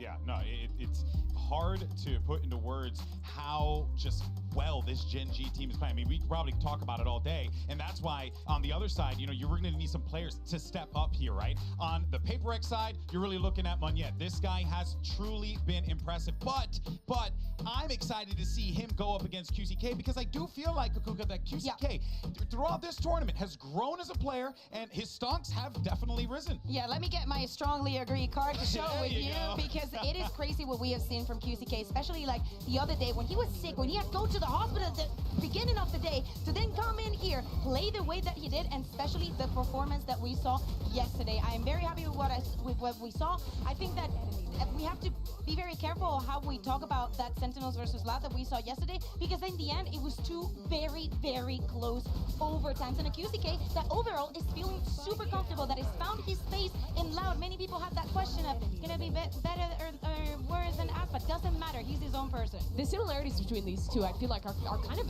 endless, right? They both had to fill massive shoes. GENG, the best race player in the world, and Ospas, the best jet player in the world, on the other side. I mean, this year maybe. But comparing these two, both these guys have come in, and they haven't necessarily perfectly filled those shoes, but they have stepped up and found their own place in this team. Both got criticized a ton in their respective kickoffs, in the early stages of Madrid, but in the playoffs, in the late group stages, where it really matters, both of these guys have stepped up for their squads. Exactly, like probably the biggest question coming in from Loud into this event is QCK going to be a detriment to them? And I feel happy that all of that people can be quiet for a second. Oh, for sure. I mean, honestly, if Sadok's telling me that this is what they wanted, I believe Sadok. Speaking of, actually, I'm actually quite excited to send it back over to Mika because we're going to hear from the Capitan himself, Sadok, as we get ready for this matchup. He's good. Hey Sadok, how's it going? How are you feeling? Feeling super good. Feeling super good. Love to hear it. So last time you guys went up against PRX came out on top. So what do you think you learned from that match that you think will be important in this one? They're gonna be super crazy. So yeah, we're just gonna have to be super aware of what they are going to do at the start of the round and be prepared. How crazy the crazy? Super crazy. All right, excited to see it. Good luck. Thank you, thank you. These are definitely two teams that are going to be fighting here with very, unique forms, I would say, coming into this one, maybe. Yeah, I think the last two matches for these squads was very different. For Loud, this was a game that came down to the wire. It was a second away from getting defuses. It was one clutch making the difference for Loud ending up losing that, versus a Paper X that's coming into this one after getting stomped by Gen G. Yeah, so many of these rounds come to close to nothing when we're talking about that. As you mentioned, in those retakes, they do not go their well for literally less than a second. And time after time is not the kind of thing that just happens once. But for Paper X, I feel like yesterday, Gen G just showed every single weakness that they had. And talking about vaults and talking about what Laka was saying in the interview, there's so much you can learn about how to exploit those mistakes in Paper X that is very scary to go up against Loud today. Yeah, I think Paper X are definitely going to have to dial down some of these individual risks they're taking, especially if they're shooting like they were against Gen G. Big question to ask. Yeah, I mean, giving away those opening kills, giving away those opportunities is the reason that Paper X ended up getting rolled in the way that they did. Loud is another team with fantastic fundamentals. They will punish those mistakes. Yeah, I can't help but feel like Paper X just really wants to try and be, ridiculous, and they kind of have to not do that this time around. I love this lower third about talking about the pistol, because I think that is also a very important part of what is happening. Even though they are the two best pistol round teams in the entire event, for Loud, definitely yesterday it was not there on the first two maps. It was very complicated for them to push through all of that. Of course, but for Paper X, it was the other way around. They got pistols and not much else. Yeah, it's certainly going to be fascinating to see how both of these teams compare against one another. But for now, though, let's send it down to the stage and bring out our teams for this epic battle.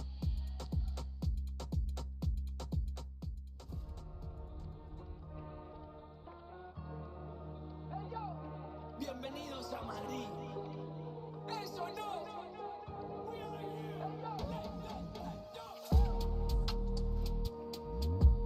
Loud. No confiaron, pero míralo. Llego con los míos y la grada explota. Le di la razón al que me quiso ver bien. Lo soñé en mi habitación y ahora en primera me ven. No te hablo del avión. Vine por mi cinturón.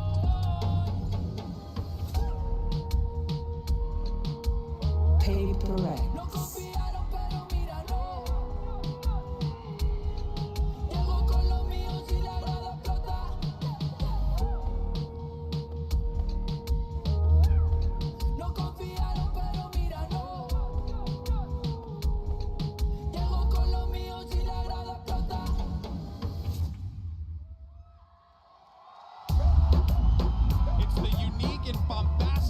From Pacific in Paper X going up against the well-oiled machine in Loud. But the question on everyone's mind here is, does that man right there, Sadak in the middle, have the plan to shut down a team that sometimes doesn't even know what their plan is? Yeah, Sadak has done this before. He always leads teams to these top-level events, but last time, Paper X eliminated them. We're into the map select, and we are starting with Ascent, which is wild to me. Both these teams play ridiculous comps. Loud was locking the Yoru. We see a Gecko from Paper X there. I think that this is a match of two teams with incredibly unique reads on the game. I think that the surprise comes even before that. Loud banning Split throughout the entire year. They have been banning the Breeze, now coming into here. They ban on the Lotus. Definitely feels that they want to adapt more onto the opponent, just to, you know, besides showing that they're weak on the map. But Paper X also hasn't been willing to play that map, and they get rid of it towards the end, which means we get to land on Bind here, which I think is also going to be a really interesting map. Historically, some great calling from Sadak on that one, but that's been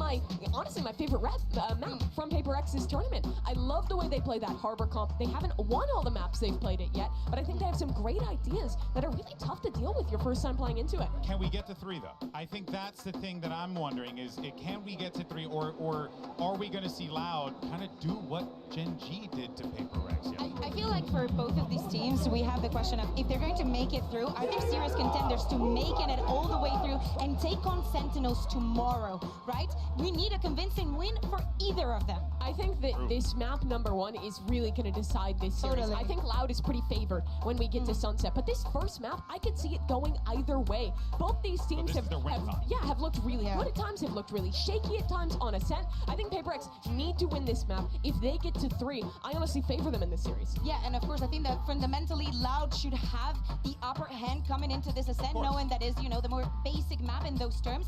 Now, if Paper X, like shenanigans, all the crazy rounds that they put, are able to disrupt that confidence onto Loud, I can see them taking this 2-0. Yeah, and if they... I mean, look, I feel like no matter how you go here, one thing is for certain, is that there's going to be just moments of absurdity on each side. Players are going to be pulling off some wild plays, but where I'm looking at here, I want to see if QCK is going to get rattled by a very aggressive Paper X team, and if Paper X, well, if they manage to find ways to kind of like wiggle around the brain of Sadak. You got to look at the newcomers. You're talking about QCK. I'm looking at Munyet. What can he do in map 1? We're into the agent select, and Paper X is running back this double initiator raise comp, and Loud have returned from the Yoru back to the Phoenix. Who would have said, you know, that in 2024, no Sova, no Jet, this is a new way that Ascent is going to be played. I personally really like the Gecko and the Fade as a combo. I think that the information and the hurdling that you can do, all the flooding that you can do with the utility and how recurrent it can be, gives you an amazing edge. And I do think that Loud using the Phoenix here is something that can be countered easily. This is a massive rematch for Loud. If they could beat Paper X here, send them home, have a chance to go for a run in a finals, and maybe get Sadak that second trophy, it would be incredible. But Paper X, they always show up at the right time. Well, let's go ahead and get this elimination match underway and send it over to your casters, and they live for the drama. It's Bren and Sideshow. Yeah, we definitely do. I mean, there's plenty of it here. This is an elimination game. Loud versus Paper X. Without a doubt, one of these teams is going to be going home, exiting earlier than they potentially hoped for here in Madrid. And it's a weird one in terms of the expectations, to be honest, Josh. I mean, you're writing down, going over storylines, whatever, putting a large focus. But for both of these teams, feeling like maybe they've got something to prove here, but maybe not so much for Paper X. I think at the very beginning, this is set up to be an explosive game. The Des pointed out that neither of these teams are playing meta, and both teams love to fight. QCK immediately has just spotted 3 people over towards tiles. We got lucky that we didn't quite miss the action there getting into the game, because both of these teams are so fast. Yeah, slow pause as well, just off the rip, waiting for the reaction of Paper X. And look at this, there is that reaction. Loud wandering and waiting into mid, trying to go for the double setup, just swinging into it now with the fault line to set this one up. They want to try and take the brawl, and it's a delayed fight, honestly. At 1 minute, who can really call it? This is it, the damage now, finally. Bullets peppering through, and blind as a bat does not matter for Kawazine. There needs to be the response, and it's there. Paper X coming out swinging. Heads have been found here, straight to the cranium. The shots, that's a little bit messy. Still, the job getting done. QCK. Last one standing, players are weak, walking right into him, but he instant trade. And so a pistol round for Paper X, a highlight being focused on by the desk, talking about how much these pistol rounds matter for both of these teams. They're leading in terms of that metric here in Madrid, but it's Paper X who are the victors. I guess who comes out on top throughout all of that, being able to bail his team out of a rough situation from top mid against a tiles crunch, essentially. It's Forsaken, the guy who's been clearly, in my opinion, the best player for Paper X at this tournament. I don't think he was during kickoff. I don't think he always has been, but he is right here, right now. Getting him online, getting something online, major win conditions in a match like this where we're expecting so much of this to be brawly. I mean, Loud immediately taking a gamble in round 2, going for a mid-exploration. Might be caught by Mindfreak. I mean, Mindfreak only has the Sheriff. Plenty of shots. Rattled away. Narrowly missing the heads here. Snakebite dropped down, vulnerable. Kawazine's holding some util out into his hand. Doesn't know which direction. Flash through. There it is. The follow-up and double face. Might be cleaned up, though, here by Devi. Should be, at least. Nice reactions, yeah. Beautiful business. At this point, though, no real chances for Loud. It looks like to really win this round, but a good chance to highlight really how important winning that pistol round. And this follow-up as well is for them. I mean, Paper X and Loud with these comps, very ult generation heavy. They want to try and get these ultimates online, their attack sites. They want to go for these big XX with them. They've got util, they want to dump it into these sites alongside the ultimates. Yeah, and I think they're going to turn Ascent into an attack-sided map as well. It's one of the reasons I think that QCK's gone back to the Phoenix here rather than the Yoru they were dabbling with. They know the Paper X are running this comp without a Sentinel anyway. They're not worried about a Cypher or being able to get into the sites. It is truly a bizarre situation we find ourselves in. Very different from Meta's past when these two teams clashed. But they have been here through thick and thin, through all the metas in Valorant. Don't get me wrong, I mean, Paper X have never been standard, even on Ascent. That's very true. Playing their Reina Harbor comp. They're not standard on any of the 3 maps we have today. Who knows which direction it's going to go into. Kawazine taking a peek and a wonder. Will get at least punished for it. Head taken clean off. Less. 3 peeks. Plays looking away, but a nice double face of Paper X, making sure that they clean up those mistakes. And now the smoke's dropped down. More exploration into mid. Only a stinger, so Forsaken can't quite take a peek, but will they clear this corner? The peek angle, Sadak might just be able to react in time. It's not going to push it. It's just holding for it. 2 years. Anticipating some sort of reaction there. Something now. He's in a forward close position. Sadak lucky to be alive there with the util out into his hands, but finally with the Paranoid Ascent flying. Follow through with Devi. Watching all the appropriate angles and avenues of the plant down 2 versus 2. Cover going out. Paper X are going to be able to pull a lot of time off the clock here, even if Loud is successful. In the smoke, flash around the corner, but it's an empty site. Fully evacuated. Wall up. This is cheeky. Devi now has to get a move on, pushing forwards. QCK half on the board, finds the first kill. 1 versus 1. Can he win it? It's a gamble! Has he got it? Time just about! And that's from that half he got prior. Holy! What a clutch from QCK. Now that is going to obliterate the Loud economy, because it was a bonus round for Paper X. But still, to be able to find the 1v2 there, defending the wall against the Devi. Look, he comes off it just at the perfect time to be able to grab that one. But like I said, it's a bit of a Pyrrhic victory. Loud cannot buy into the next. So despite the fact they get on the board, Paper X achieve their goals, essentially. And already, we're seeing an attack-sided operator come online for something. He loves to pull it out. He's the strangest Gecko player you will ever watch. Do not study his VODs if you're trying to learn Gecko in your ranked games. I've been watching some old Kang footage. Yeah. They really do love to opt into it. He's also got a vendetta against Izzy. He tosses him away and doesn't ever pick him back up. Contacting in could be spelling his own defeat and doom here. There's a judge. Close to the corner, Sadak. Real specialist with that regard. Here we go, thrash forwards, wants to take the fight. Stray shots flying through. Pellets for no kill. Only the damage being done. Munyet now fast onto the approach here. Have to cancel that ult for a bit of info divide. And they have taken tree control. Looking to slip into the back here. Now QCK has a rifle and he's watching for this. No swings yet, just holding for the right time. He's might freak with that one, with the pause being called. I mean, PaperX, this is a bit of nuance being added into their own gameplay here. Two left standing, double face into heaven. That was the real threat, which was QCK with that rifle. With him dealt with, it looks like a sealed up, done deal, detained. You might see some knife action swinging around. We won't make the London reference again, but listen, you know the deal. For a knife kill, I mean, it wasn't even a knife kill, but for the knives to be coming out for PaperX in round 4, yeah, this is going to tick all the boxes. I think it speaks massively, I think, to their mentality coming into this. I mean, Alex did a fantastic interview, really going in deep in terms of the mentality of PaperX as a team. They were saying they'd be happy if they just got one win at this event. One win? They're treating it as almost like just a practice boot camp. Yeah. And so the fact that they've made playoffs, they're playing with house money. You might not think that's much, honestly, if you're listening to that as a viewer at home, but I tell you now, there is no team more dangerous than a team with nothing to lose. Yeah.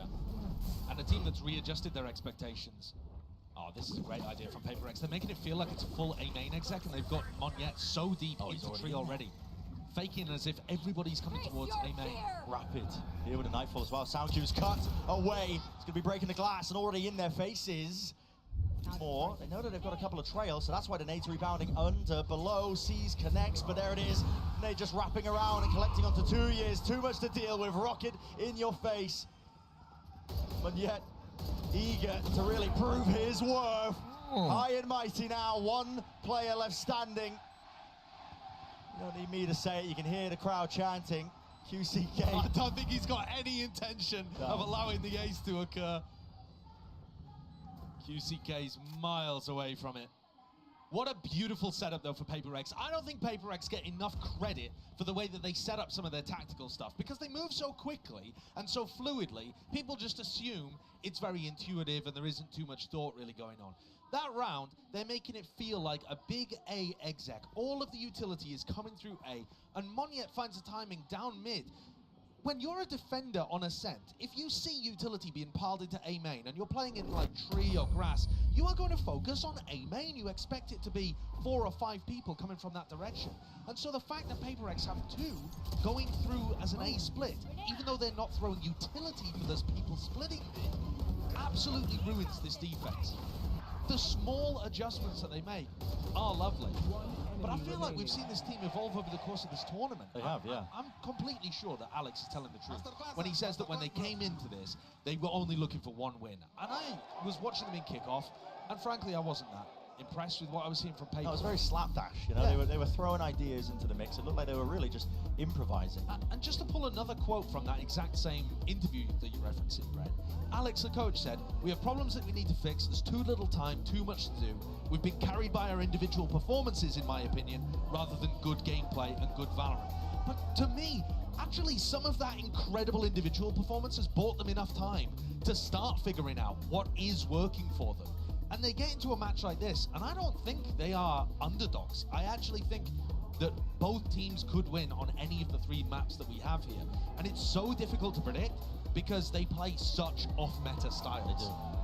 You know, when are either of these teams going to be practicing for what the other person is doing? Never. Nobody plays like Loud and nobody plays like PaperX. Yeah. So a blistering pace to begin here from PaperX, but throwing enough nuance into their own game plans that it doesn't quite feel like the old textbook, the old documents being read out aloud. They've had that time now to reinvent themselves ever so slightly. Now, Loud, with that timeout, we're heading into the half bye. They're going to have time to think about some of the mistakes, the adjustments. Probably not going to be seeing them active here. And I think one of the things that you're seeing from Loud is that they're very willing to fight forwards. You see the angle that Kalian is currently playing at. Think about Sadek with the judge, Kalian playing market aggressively. They want to contest PaperX and not just give them space. But finding those timings and being able to match the tempo of a team like PaperX is quite difficult. Okay. Especially if they're hitting timing shots like that. Yeah, just off the cue of the flash. 2 players are left stacked now. Cat is being watched. You can see something. He's got his eye on it. anticipating that there might be that reflank with a minute. Wow. On the mark here for the round. Definitely time to play with, definitely time to work around. But if they do walk into the Bagi, there is some level of danger here. I mean, Sadak can't really escape, though. no, but Mindfreak is way ahead of the pack, so I don't think he's going to get traded. Oosh. And he isn't, so Sadak's still stuck here. Might have to use util. Nade drop down as well. This guy is now a nuisance. A thorn in their side. He's buying them time, and the Moshpit has to be committed. Forces him out wide into the open. Still alive, by the way. On yet, he walked in through A main. Okay, well, he's found that timing from the classic, okay, a heaven position, 2 years. He's got his, and now it is a little bit messy and scrappy. But Words I use. But Monyet lurked in through A main, and now Davai is lurking in through B main. So, because Loud are playing this composition, oh my god, what a shot. Because Loud are playing the comp without the Sentinels, that doesn't play spread around the map, that needs to group up and fight and peek for info, PaperX are finding those lurk timings real nicely.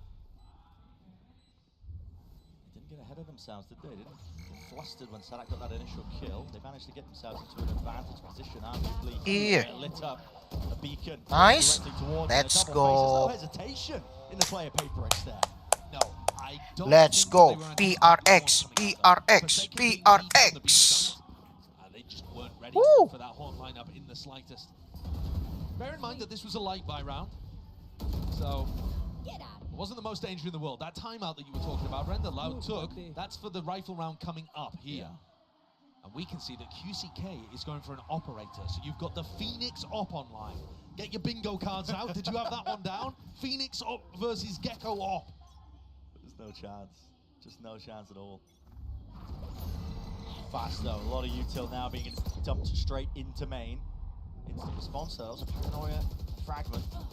Yeah, actually so much utility being used there by Loud because every other team would cancel after they get full 5-person hit by the KO knife, but not PaperX. They will still try to apply pressure to you, trying to look for that timing. So Loud forced to use more utility than you would normally expect, but just giving so much respect. Hit the TP. Must have. Certainly thinking about it, wasn't he? Yeah, almost expecting it now, and a call's been made here. Sadak, a re-clear into mid. Possibly some util to set this one up with the Prowler. PaperX going to be aware. Nade going wide here, but yet no one to cover! Kawazine! Disgusting work, and QCK would have followed through. Here are the lurkers. 1-3-1 default for PaperX. It's on Mindfreak or something to try to find timings. The spike dropped. Makes everything way more difficult. Whoa, what a shot. Yeah, he does find that opening. Let's see if this gets work here. Being defended up into mid. Crouch tucked into the corner. That's Sadak. He's essentially alone in this spot. They've doubled up through main. Now he's crouched. He does find that angle and fight. So 1v3 looks just less and less likely. Yeah, it is running and gunning. Okay, saves the day there for Loud. Finally getting that second one on the board. And Loud choosing to try to fight over mid. I think they're getting the read now. After the timeout, the PaperX are playing pretty heavy from mid. And with the Viper wall that Loud goes for, they have the advantage over fighting that cat kind of area. Yeah. You see where the Viper wall goes? Well, assuming that Les throws the same one in this round. And you see that Loud can double up with Tui's and Sadak and try to fight over that area. Now, you know, yeah, there it is. There's the wall going down at the beginning of the round. A judge for Sadak, as is tradition. Classic. As is tradition. Loves to pull it out. Big ults now being earned and built up here for Loud as well. Plenty in the war chest. A main control, B main control. Heavy priority here for Loud because they know how close PaperX are to a few of these big ultimates. That's a nice one. QCK punishes that one. Mindfreak usually going to be the lurking player. I like that Loud swap it up. Previous round they were playing heavy for mid. Now they're playing heavy for the outsides of the map. And Sadak, he's used the ult there. I'm not exactly sure what pressure that was off, but he certainly thought something was happening. Did indeed Forsaken. Oh my, lurked all the way up. Does Kawazine even expect this? No, he's backing away. Silent jumps up though. I don't think Forsaken knows that he's backed away from the angle. He's waiting for time, honestly, making a lot of noise on both sides of the map. There's a Thrash and Monyet just making it feel like it could be presence over towards any direction. QCK layers down with a volley, but a TP forwards to just get right past it. Devi slunk his way into the site, but can he follow up with this kill here? There's so much going on all over the place. Yeah, Forsaken lurking through mid, caught though, and now Monyet becomes the other lurker. 25 seconds left. He loses this duel at 2 years. Critical one at that. Even no gaps here into the play. Judge right in his face, and Operator as well, the barrel practically in his mouth. That is a bizarre round for PaperX, but you can see that they're very clearly trying to work their lurkers into position. It's just that none of them actually found any success. Alex is calling a timeout here and might want to readjust the game plan to have less of the lurk plays going on. But to be honest, look, Forsaken's got a chance of making something happen there. I don't think Kalian knows that he's around. And if Monyet is able to win the duel against 2Es, these lurkers are finding opportunities, but when they lose their duels, it looks stupid. It looks like they were just destined to fail. But with PaperX's style, if they win that fight, suddenly there's a gap in the defense, and PaperX are very opportunistic. They do tend to exploit those fairly well. So certainly a weird round, not a successful one for PaperX on their attack side, but indicating a little bit of their game plan that Alex might try to adjust. To talk about Loud's expectations, I think, heading into this entire series, right? Yeah. The team that are eager to try and take that battle again against Sentinels, who have just been knocked down into the lowers. Yeah. So winning this matchup would guarantee that rematch. And for the fourth time this year. Exactly. You know Loud are eager for it. They've been shut down, put down the most recent 2 attempts. It was a very close series the last time those two teams played. So listen, they're going to be looking to try and pave that way to redemption. Bit of revenge maybe on the cards too. And both of these squads had to retool in the offseason after losing a superstar player. You lost Aspas for Loud, you lost Jing for PaperX. Alex was talking about how difficult it's been readjusting to life post-Jing. Loud were nose to the grindstone immediately. Started in October, only taking about a month break after Champs, and tried to reinvent themselves, find this new style. And this is what they've settled on. Hello. Brawl to be taken here. This is an onslaught approaching from every single direction, and nobody can hang on. PaperX didn't stand a chance. They're the ones that are supposed to be going for the W gaming. And such a classic, great idea from Loud. You come out of your opponent's timeout and run a set play to steal the tempo. And they've wiped the floor with PaperX. An absolutely flawless round. You'll see that so often. It's a great idea. Your opponent takes a timeout. They clearly want to adjust something about their attack style. And you say, right, well, we're just going to force the fight to them.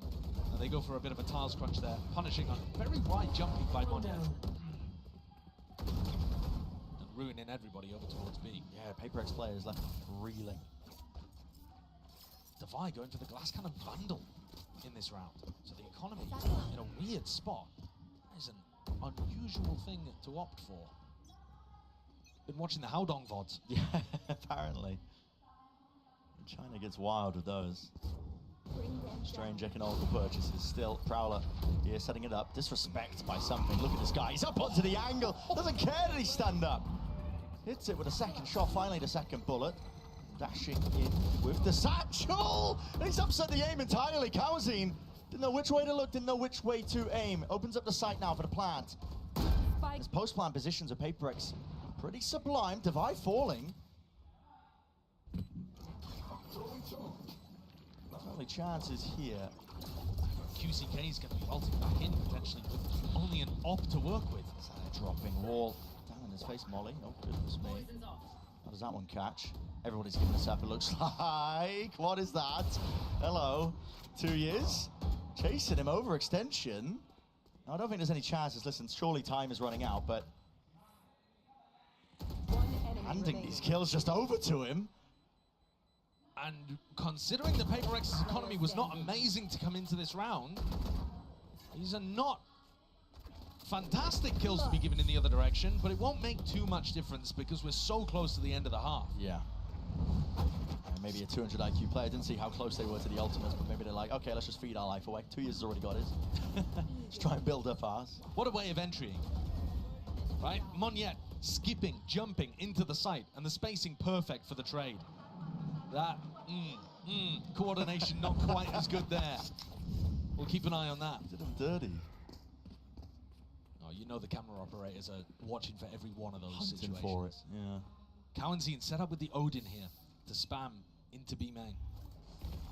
Face your fear! Early knife fall. This is an attempt of a fake, but the early knife gives it away. Only one tag. That's going to be onto Forsaken. So the goal of that really to try and make a fake play over towards A. Cut away to sound cues. Odin spam spraying through. They are getting absolutely destroyed here. Yes, something managed to win his one, at least through the main angle.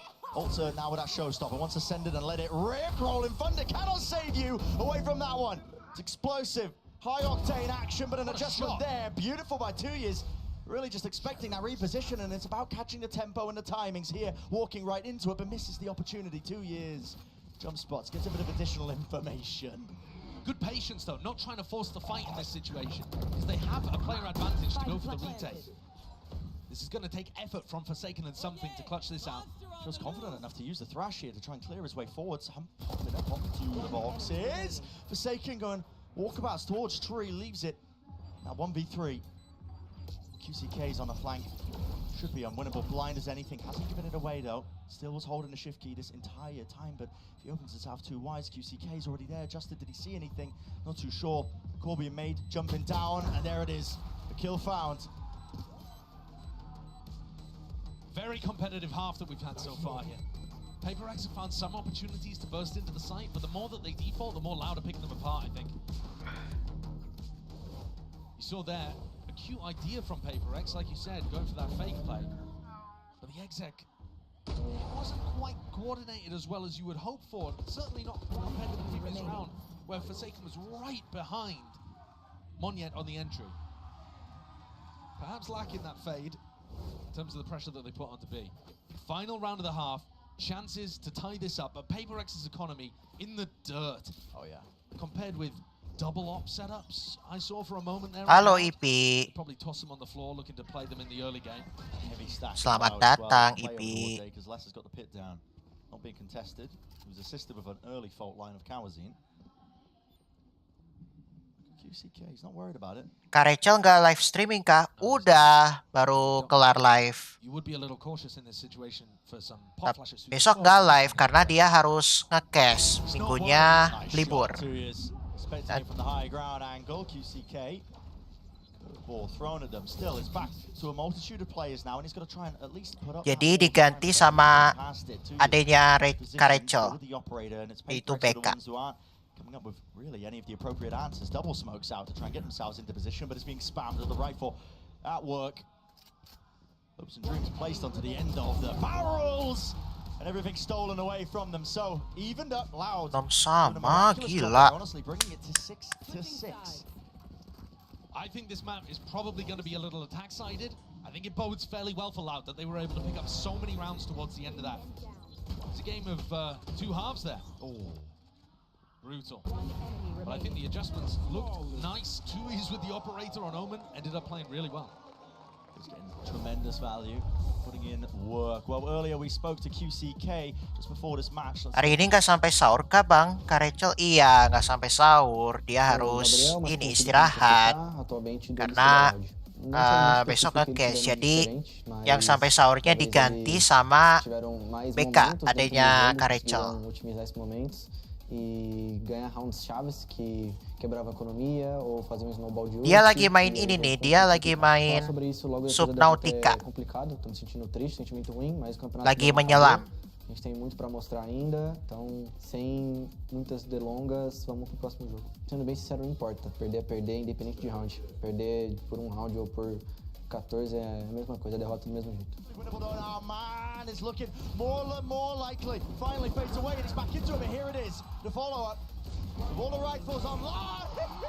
He doesn't have the time. Oh my God.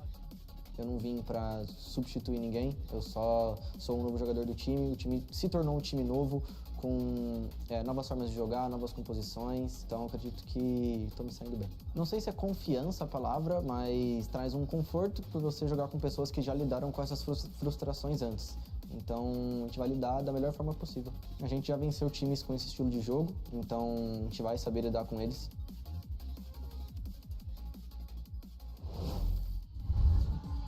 Really interesting insight into QCK and his ideas. You know, he's coming into this team. Obviously, a lot of players saying, and a lot of players, fans watching it, saying, well, he's replacing Aspas. He has to fill those shoes. But no, he's talking about how they've reinvented the team kind of around him, this new style that they've come forwards with. And there's parity there between them and PaperX. PaperX have had to do the exact same thing, missing Jing, one of their best players. But I feel like Monyet is filling in Jing's shoes a little more. They haven't adjusted that style yet. And that's probably one of the things that's had the confidence knocked for PaperX, is that they haven't really figured out what the new team identity is. The deeper they go in this tournament, the more they'll be learning about themselves. Yeah. 6-6 at the half. Both QCK and Monyet playing well individually so far. But Loud's composition is devastatingly effective when it comes to site executes. So I'd expect PaperX to be doing their classic style of trying to disrupt things before you allow your opponents to ever get into an exec. Deep delayed knife. Monyet was tagged, but he did not care. Still holds his ground. Ini pertandingannya nggak selesai-selesai, Bang. Sudah babak apa ini? Ini babak upper final. Lower. Lower, sorry. Lower. Not that presence. Loud now opting to just contact in through A. And it's an open site, it's a free site. It seems to be a bit of a read. Look at them, they're just fast on the approach. Maybe just hearing those sound cues out towards tree, but it closed the door in their face. Lower semi-final. It's going to be safe though. Safe and sound, able to get that plant down. They need reinforcements quickly there. PaperX are apt to flood defend. Currency Molest is still really far away. Pause in the play, a bit of a break in the timing, at least taken Monyet still with that nade. Now, does he choose to use it? Fragment. First wave of it being used out. Here it sends it. Paranoia go Live streaming hari ini nggak ada yang segerin selain Karecel ya, Bang. Ada adanya namanya BK. Kalau nggak BK, Bang Rio atau siapalah anak-anak Jaya yang lagi live. Kalau nggak Bang Winda atau nggak siapa aja lah yang lagi live streamer. Gak tau mau ngapain lagi. Ya Allah, Ipi. Ada aja nih. Bocil.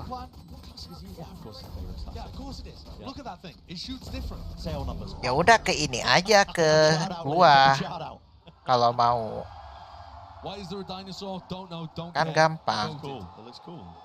Yeah, that's a nasty round from Mindfreak. Nothing more to it really, is there? Loud had a game plan. It got dismantled by some right clicks from the classic. Sometimes it be like that. You get shot, you die. So again, PaperX being able to win the pistol round, right? They won the first. Yeah. And one of the things that Des was talking about, Kukuka was saying that. Gak ada ya di saya BK. Ral kan nama channelnya? Iya. RAL. Kalau enggak, Bagi BECKY The Creator. THECREATOR.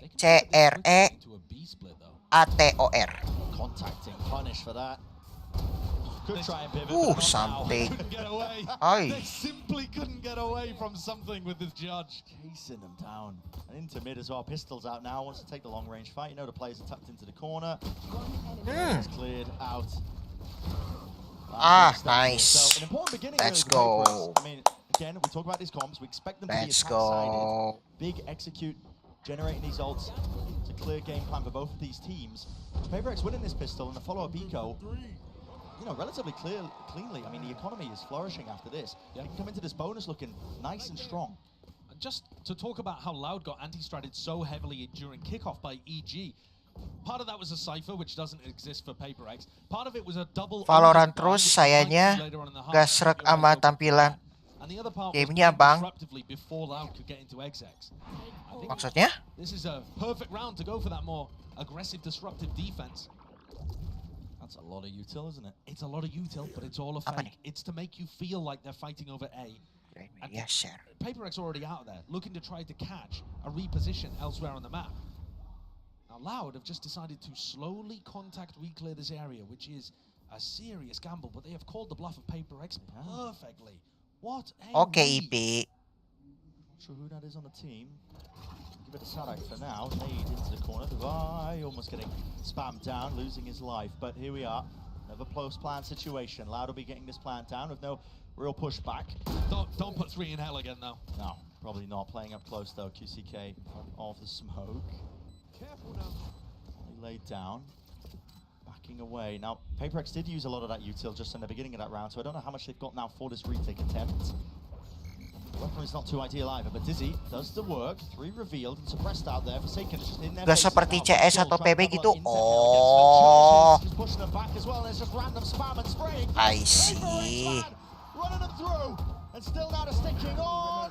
Tapi ini seperti CS kok.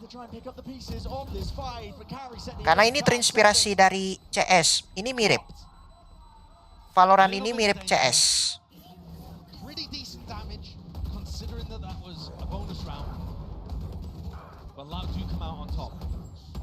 One enemy remaining. So he just managed to get enough kills from 2Es, holding out in A main, supporting the rest of his team. And so here we see one Odin being picked up for PaperX. This is what their setup's going to look like a little more often. That's over towards B main. Now, Les is usually going to be trying to take B main control, and the Odin's powerful there. But actually, we're seeing a fight on the exact opposite side of the map. He's so aggressive with the op. No! Just takes it to him. And that's because Loud, they're waiting for these right timings. And they think that they're ready for it. I mean, they're holding that with a lot of players. But something just too quick with it, man. Too quick with it. 8 rebounds close to the corner. That's Munye hoping to catch a player that might have just repositioned there. What I love about Something is he's so good with Gecko's mobility utility, the legs. Yeah, I love the way he presses 3 on the keyboard. Pulls out the knife just to run away. He does it better than anybody. Divide does not have a paranoia to play off here. He's got to rely on the Thrash. Yeah, he's using the Thrash to try to set this up here. Good return on the fire there from Sadak. Gets the trade-off at least, attainment into the corner, so it's slowed them down once more, but 50 seconds left into the round. No prior map control here for Loud. Yeah, they've stacked everything in a fight over towards A main. They're losing it, and now PaperX have 3 players ready to collect. T-Ball placed by Les. Trying to use this to try and get themselves into position. That spam, the spray, a few stray bullets, TP forwards into the mix of things. But listen, Munye inside the smoke. Loud paving the way forwards here. It's brute force. It seems to be the name of the game, but only one player will stand. Sanak, the IGL, doesn't stand a chance there. Collected onto the position. And this is a very classic round by Loud. They realize that their composition is extremely good at A executes. So they try to dominate A main at the start of these rounds with 4 or 5 players. And even if you know that they're going A, their comp is very, very difficult to stop once they send a big exec into you. But before they can even start to take A main control, something's already run out and got a pick at the very beginning of the round on their duelist player who has an ult to try to entry. Take the tempo just at those extremities, man. I mean, it's a clear win con. And, funnily enough, it reminds me of when PaperX played against GENG in the regional finals. And GENG absolutely counter-stratted the ever-loving sugar out of them. And they were going for the heavy extremity control because the comps operate in very similar manners. They were disrupting that tempo. Yeah. And I think Loud's comp does struggle the more you force it to split through mid and try to take map control, these kind of things. It doesn't have, for example, a Fade or a Sova to be able to use drone utility or a recon to clear out close corners. It's much better at being able to get these big retakes, big execs going.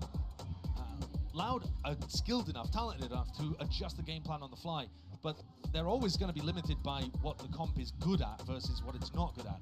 I think PaperX has got a nice read here. It's also great to see Something hitting shots, feeling aggressive, going for plays. Because I feel like outside of one awesome game against Karmine Corp, he hasn't quite been at the top level that I expect from him. He's a very confidence-driven player, I think, as well. I mean, if you take a gander at any of the PaperX vlogs as well, you see it. He wears his heart on his sleeve, actually. He has to be picked up on a frequent basis. Confidence around him, being the support staff and the players, his teammates. But when he has good games, this guy is just unleashed. Yeah, he's phenomenal. Well, they know where he's positioned at the moment, and that's where you should expect the op to play. Many flashes to try to push him off the line. So to try and defend the line as well. A bit of Odin spam and spray through. Jumping spot, you do not survive that apparently. It's a nice attempt and a nice clear runs, but still as they're trying to swarm the positions, they're getting absolutely pounded with artillery. Still 1 HP, man, 1 HP. And maybe more than a dream. He's managed to bring this to a 2v2. Doesn't have the spike though, that was dropped down a little bit earlier. Look how bold Forsaken is. He just jumped up on the same spot with a classic in hand. 2Es? He's seen it! Just ulted up there and he just sees him crouched. That's unreal! Knee or an elbow, I'm not too sure, but it just pokes out here. But yet, it's on the other side of the map. And he's thinking, how on earth have my team lost this? What's going on? Just no shot. I mean, Les, of course, being a difference maker. Now, they don't know where Munye is. They have no idea. And PaperX are the kind of team to over-rotate a little on defense, so they assume that he's close. 30 seconds and now left. Monye's wondering, well, where have they gone? Because if they were just on B, surely they would have got the plant down. Incredibly winnable with how low these two players are for Munyet. He could kill them both with one nade. Exactly. The nade, and not just that, went away from the showstopper for he really wanted to try and seal the deal. Here it is. He's got a lot to clear here, but maybe gifted yet. Bit of that information. Pulls out the rifle, expecting the re-swing. Both the players are towards the back of the site now. A smoke. Drop down, Classic out. Thinks twice against it, thinks second against it. Boombot forwards, that's gonna have to be broken. Nade, rebounds, out wide, and now he's just firing. Here's the rocket, talked about it earlier. Pre-fires in the corner, but he guesses incorrectly. And now he's left wondering, which way is 2 years? How did he reposition? Time, ticking, shortly getting away from him. He thinks he's behind the boxes. A miscom perhaps away from it. 2 years wins it out, and the MasterCard Thrifty. What a wild way to end that round. I'm really unsure how it even got to that point, frankly. But you could just see the mind games between both of those players. The less information there was available, the more it favored Les and Tui's. Watch them run. Just a walk in through B main. And this one. One enemy remains. Who ults into that spot? Unheard of. Truly unheard of. God, that's a face of scary. resignation almost. It's a on scary Alex's face, isn't it? He's normally a little more animated than that. Be practicing stoicism or mewing, not too sure. Yeah. Either inspired by Marcus Aurelius or Sigma males. Yeah. Very similar, actually, very similar. So Loud now in a great position, right? Having won that round, it just turns the whole of Ascent, at least this half, on its head. Their economy is now flourishing, right? They're going to be in a position where they've got a good economic bank to work with. And they're also coming into this round with a huge rifle advantage, starting to get up to big ults. This is where Loud's attack side comp looks so scary, even though they're one round behind in reality. That's when they start to come alive. This spot here, that's how pivotal that last round was for PaperX. They ended up winning it out. The weaker buy, Forsaken. How much is he really going to be able to do here with a runner back facing him? QCK going to be making sure to clear all the available corners. Has a bit of util to set him up. Knife out. One to the cranium. Does drop that one. Here we go. Second go of things. Forsaken doing quite well in that position there, but only going even here. 4 versus 4, but he has more time for the fast rotate. And everybody on Loud playing on-site postmans. You know, even if Loud are able to get this, PaperX can make it extremely expensive just by holding B main and the defense spawn. Being cleared out now. Smoke propped up. Pre-firing up to the sky. Expecting Dizzy. Ozine though, now defaulting over towards the fold line, using that util to try and delay. But you are right, this could get pricey very, very quickly. Dizzy, broken.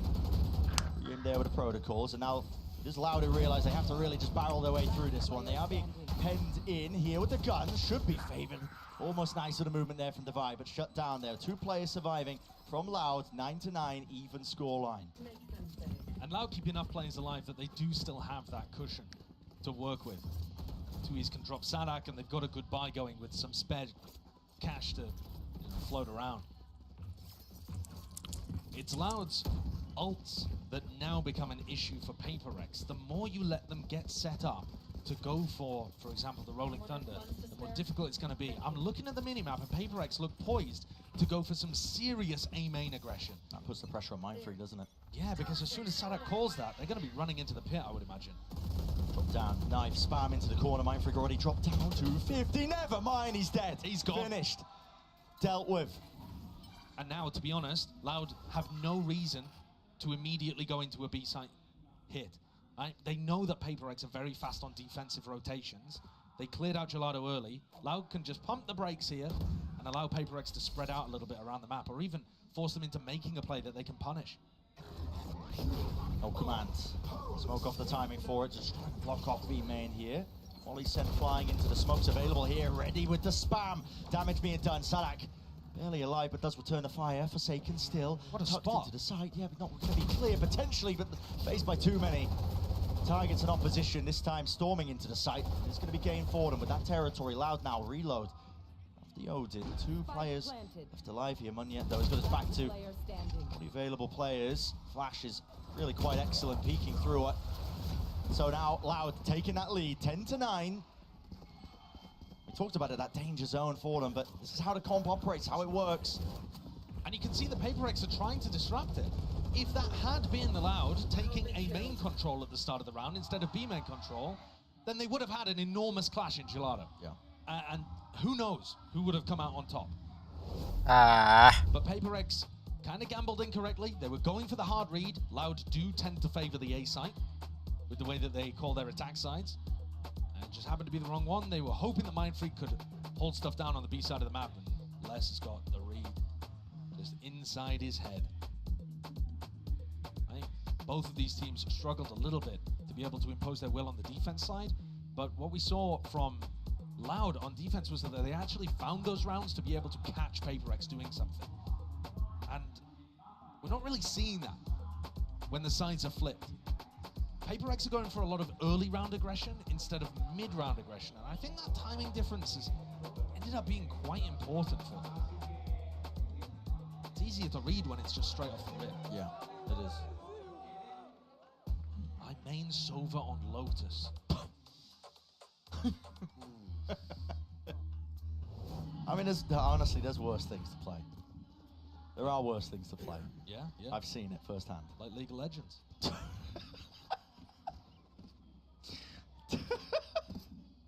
Okay.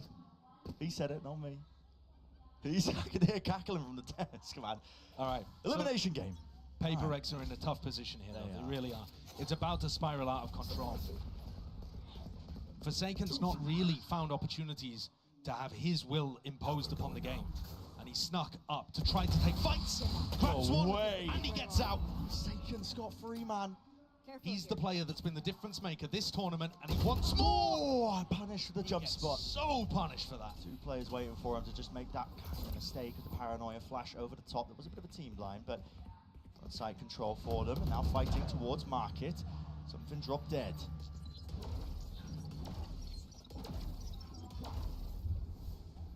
Difficult spot the Paper X are being put into here is that the fact that Loud are just getting into these sites. Obviously, it gets a half by a Paper X, but they're not having to use ultimates doing it. They can save them now for when Paper X have a bit of a buy round and money's back into an orderly and sensible fashion.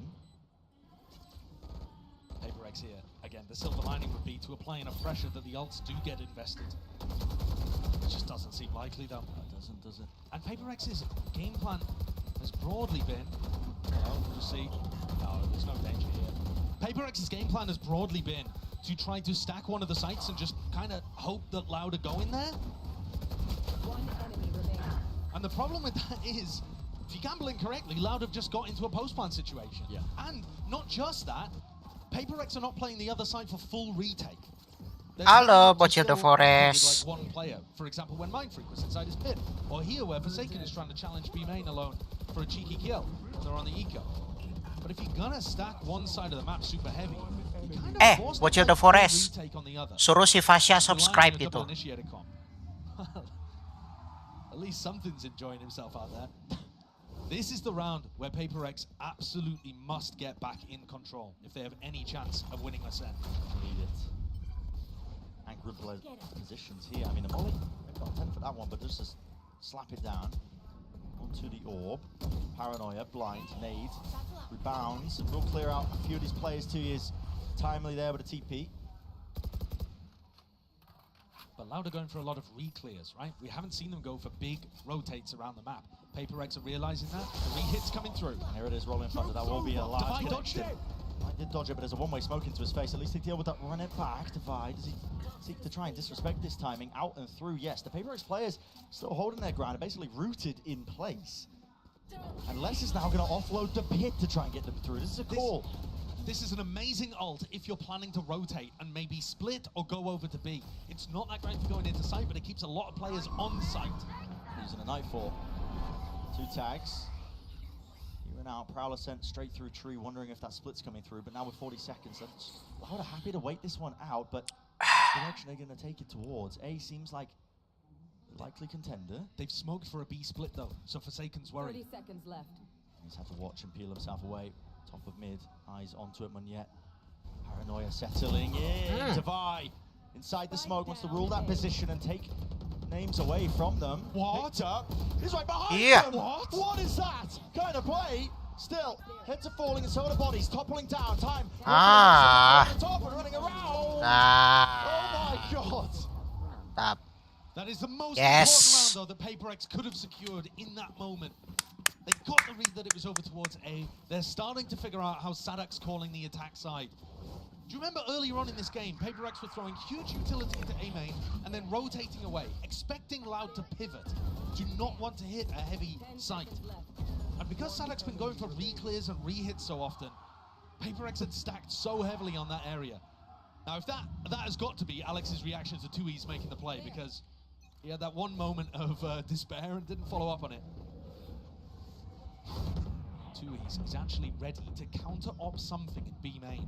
But something, for whatever reason, has got those tingles on the back of his neck. He knows it's not a great idea, but he's starting to creep a little closer. Fuse has been spotted, tucked to the corner now. It is home and he can reposition here, but sets him up onto the line nevertheless, but now he's going to back away and respect it. Important to note, you know, we talked about it that previous round, but Loud did end up using 2 or 3 ultimates, something. Wall up in his face, contact plays, and he's out of there. Backing away, covering fire from Forsaken. Making sure the evacuation goes off without a hitch. Walking straight into the line of sight. It's something who's sniping them away in precision across the board for Paper X. Wiping out the opposition. Awesome round. This has really turned the tables. It's only Cowanzine left alive. They know where he is. Trapped in a corner. He's going to have to duel 4 players to be able to get out of here. Util in the stun. He's just stuck. No chance. So 11 to 11. The adjustments coming in handy. Yeah, looking lovely. Paper X don't try to contest super early. They've got like a slightly delayed op peak into B main, which is a nice timing to go for that. And they just catch this timing. Something is always a couple of seconds ahead of the play here. If he was a second slower peak in market, he might have died to QCK. If he was a second slower peak in B main, probably dies to 2Es. It's all about those tiny, fine margins. No hesitation. Si Nico. Scratching their heads a little bit here, wondering how they can get that advantage. Les takes a load of damage off the rip, 61 health drop down. Yeah, it's actually one of the first times we've seen Les try to solo take this area, and he's immediately dropped. Yeah, I mean, a bit of a counterplay, I think, as well. Les usually throwing the orb from that angle. Something makes it feel like it's the same setup in this round, which broadly speaking it is, by taking that op shot into market. And now it's actually... Let's go, BRX, BRX. Any of that smoke. Crack of an angle. Divide turns away just at the right time. Flash in his face, backs away now holding the paranoia. Now there is no contact for this kind of play, so he's going to be backing away to the site and gives up control of tree. With all of this noise, something's getting on a more aggressive line, so if they try to go back into a B-split, it's going to be difficult. Clear, just can't quite land the bullets. No way, this is overzealous potentially. Perhaps, maybe over-equipped. They're not expecting it still. They've sucked up that space right back away from them. Sadak, the sole survivor of that position into tree, lays down the nade, but there's no follow-up. Flash now to re-peek. It's a nice one, at least to try and cook up on the fly, but Paper X are online. Let's go. It's so reminiscent of their game against Karmine Corp. The late resurgence in the final rounds. It's looking excellent. Loud dragged 2 of the maps against Sentinels into overtime. Are they able to do the same here? The economy is not good. Their game plans through mid have been countered. But they were winning when they dominated one side of the map and went for the exec. Yeah. Nice. Stuck up. The same plays working out again for Paper X. It's like they just run back the highlights of the previous rounds. That's just insanity. Forsaken spamming, as far as I can tell, the exact same line, and this time, Les goes down. Iya. Mantap. Jadi tipis nih, 13-11. Loud now, this map 1. It's gonna be sealed up nice and pretty with a bow on top of it. For Paper X, all the right adjustments at all the right time, but fuel to the fire just running out for Loud as well with his composition. They are struggling ever since they haven't been able to get those ults online, but Wingman sends them out flying. quite connect. Kawazin seeking to try and pick up the in time, has to reload too on top of this. And already something is there. Following the sound cues, jiggle it out, baits out the op shot at least, but right into the judge, not forsaken. Trapped in the corner, but it matters not. It's a 1v5, it would have to be the player 2 years his career to stand even a chance in hell. And for Paper X, a leisurely walk is what it feels like. Ayo, satu lagi. Secure in the knowledge that they are just setting sail into the sunset, happy as anything. Let's go! Woo! Beautiful late resurgence from Paper X there, figuring out how to deal with Loud's attack side at the perfect moment. PRX away from what was working for them in previous rounds, going instead for more of a play through mid, trying to get value out of the Viper wall and connecting so often with the judge or the Let's go. Odin Let's and the go. Absolute insanity, and guess what? We've got plenty more action left to come. Sunset on the cards. That is going to be a fantastic one. Nice, nice, nice, nice, nice. Match. It doesn't stop. Ayo, 2-0.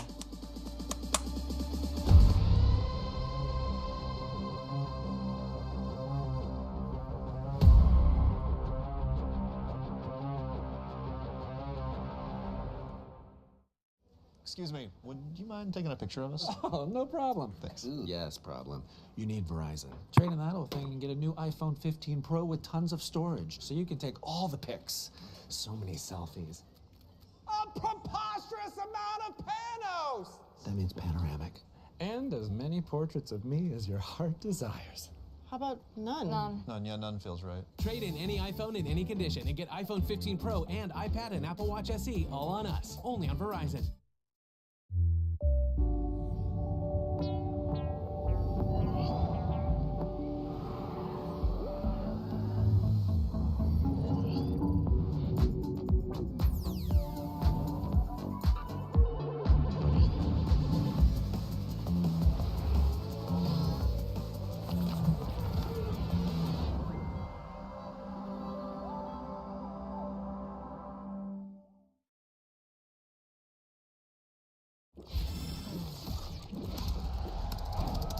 Red Bull gives you wings.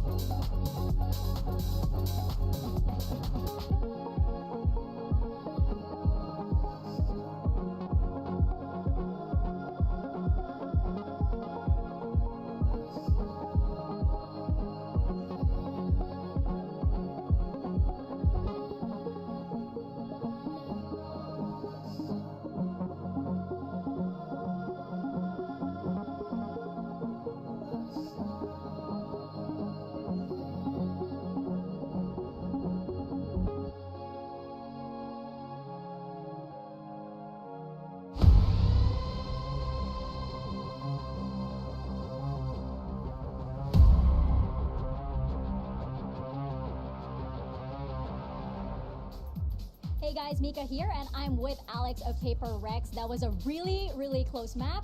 I want to know what was the most difficult part about the prep for this match, especially since it's such a high pressure match and you're up against a team that you really only get to play against in events like these.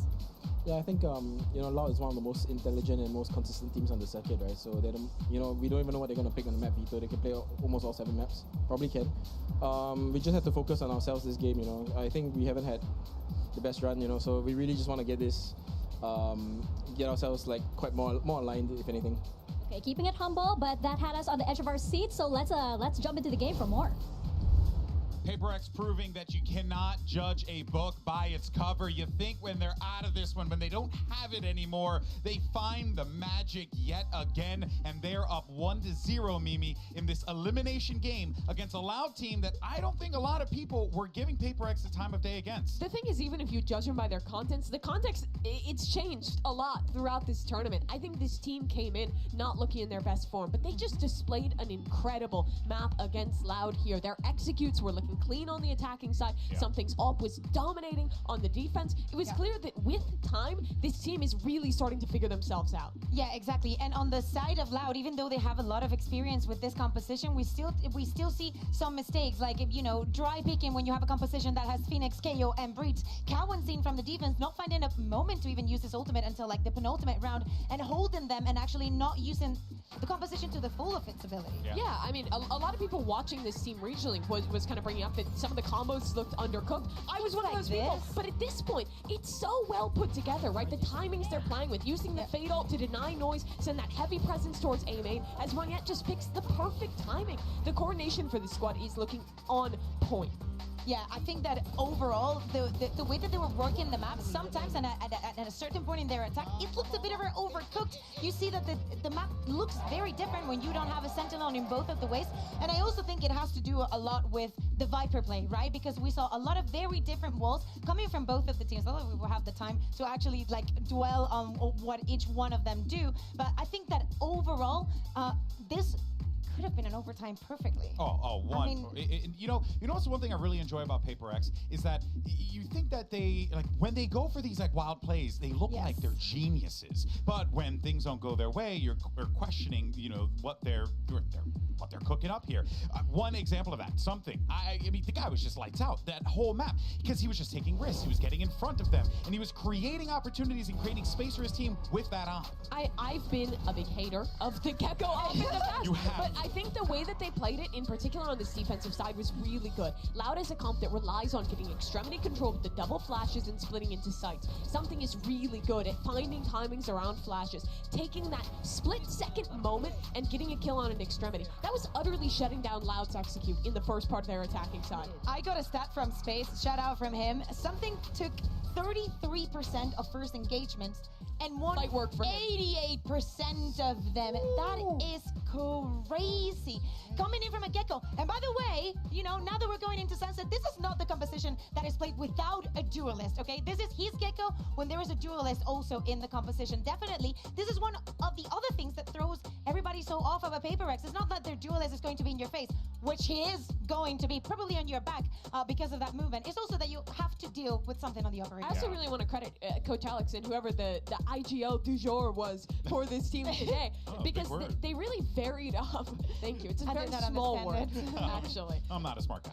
Actually. But they really varied up how they were going for that aggression. Early on, they were going for those extremity fights I was talking about. Then Loud figured it out. They varied it up and went for mid-round aggression instead. And then towards the end, very last round of the game, they go back to the extremity fight, win it. It was a beautiful map from PaperX. Another heartbreaking, close map loss for Loud, which now brings us to Sunset. Exactly. We need to talk about Sunset, about obviously what happened yesterday. A Loud that was running out of time in a lot of instances, that was losing the plot, and how this PaperX is going to be different, right? We're talking about a PaperX that most likely will be playing with the Sage. Again, with no duelist on this map against a Phoenix. Definitely, I'm looking at the Gecko play. I'm looking at that kind of surprise that I think was off for Loud yesterday. Well, I think also, too, when you pair in with the fact that, these teams have played this map, where we've seen both teams, you know, go at this. But here's the funny thing. I was looking at the stats. PaperX, a lot more success here, right, in this competition. They've played it a few more times. They've thrown some unique ideas. They've beaten the likes of Heretics and EDG. They beat GENG in the Pacific Kickoff. This is doable for PaperX at a 2-0. Yeah, I really like the way, especially these two teams' comps are going to compare. Loud is playing the Phoenix Breach again. It's a similar win condition of playing for really heavy extremity control on their defense, getting QCK posted on those lines and farming him orbs. PaperX did a good job of shutting that down in map number 1, but I think it's a lot harder to deal with this breach when Loud will be on defense on Sunset. And especially, we go back to something that we already saw on Ascent. No Sentinel for this team. So of course, we see the Sage, but it is not the same. A Sunset with no Cypher, but both Vipers on both the sides. I'm looking at the Vi and how he's going to be using those walls, not only for him, for Moniette, and how Loud is going to read onto those. No matter who's on the team around him, Sodox Loud has an expectation of making it deep in these international runs. They lost to PaperX at Champions. They have a chance to make up for it here if they can push us to a third map. This could very well be a fitting battleground here for the final battle between Loud and PaperX. If PaperX end it here, they will sunset the run of Loud, or Loud can force a map 3. Let's send it back over to Brennan Sideshow for the call. Exactly right. It's Loud who are now on the chopping block in this elimination game, our first one of the playoffs. And PaperX coming out with some surprising form, surprising improvements, you know, against all regular expectations, I will say. And now we set our sights onto Sunset, the second map here of this series. Should be relatively even. Both of these teams, they like to play this map. They're quite good at it in their own way and form. I love the way the PaperX approach this. We're going to see them immediately take some mid-control. They're clashing tiles. Yeah, they're just trying to fight them. They're watching for it. Too easy. I think he got a collat there with the Ghost onto Divine and Monya. A ridiculous beginning here. I can expect Mindfreak, who's worked his way in. He's thinking twice about it now. Backs himself into market. What a beginning. I mean, the smoke deep down, not expecting that Tile's aggression there. That just comes down to a game of chance. Yeah. PaperX is so happy to opt into the variance that is ever present in this game. And I hope that it works out in their favor. There's smoke there to try to block off certain sight lines coming from bottom mid. But as you say, they just had no idea that Loud were going to run a pistol, which also involved them charging towards mid through tiles. They want to take the fight straight to him, try and earn a few more of these ults, less onto the corner. It's a good idea for QCK to try to push through that, see if he could find the kill. Yeah. It's going to be his ult that they try to build up early, but that's not exactly the way the cookie crumbled to open things up. It's actually very close. Two kills and a death, plus the ult. We'll see how that opened up. I mean, yeah, they're just using that deep smoke to hide from the potential deep dart that gets used. Loud just above the sign of market. Yeah. It's a specific counter-strike pistol, and Loud just happened to utterly destroy it. Right here. And now, PaperX stacking towards the A site. Standing ahead. Smoking mid in the exact same fashion, hoping that somebody sees it. Just a call, like there could be that presence into mid. Les completely alone here. He's going to get overwhelmed. And now PaperX are going to understand that this was fake pressure early on, over towards A. So, Salek's got to accelerate, they've got to get into the B site. But you've always got to be worried with PaperX. Is there still one player hanging around this area? It's going to slow them down slightly. That's why they're clearing it. Due diligence. Showcase, drone through as well, making sure they're into the back of the site. Flash. Players though, deep flash. Along with that, I mean, a Dizzy, a wingman, everybody collided and collected into that deep corner here, but it just don't have the weaponry to really nail them. The paranoia was fantastic, and maybe more so. One player to stand. It's 2 years on 1 HP. Smoking onto the spike, it's turned just like that. Wall up, Devi blocking it, has to be broken here, but a reload for 2 years now, and he's so loaded, it just feels like he can't get the spam bullets on, spraying through, just needs one to really hit and connect. It's not happening. It's a massacre, Thrifty. And Devi even cleaning up 2Es at the end. He can't recover the rifle, but what a round for PaperX.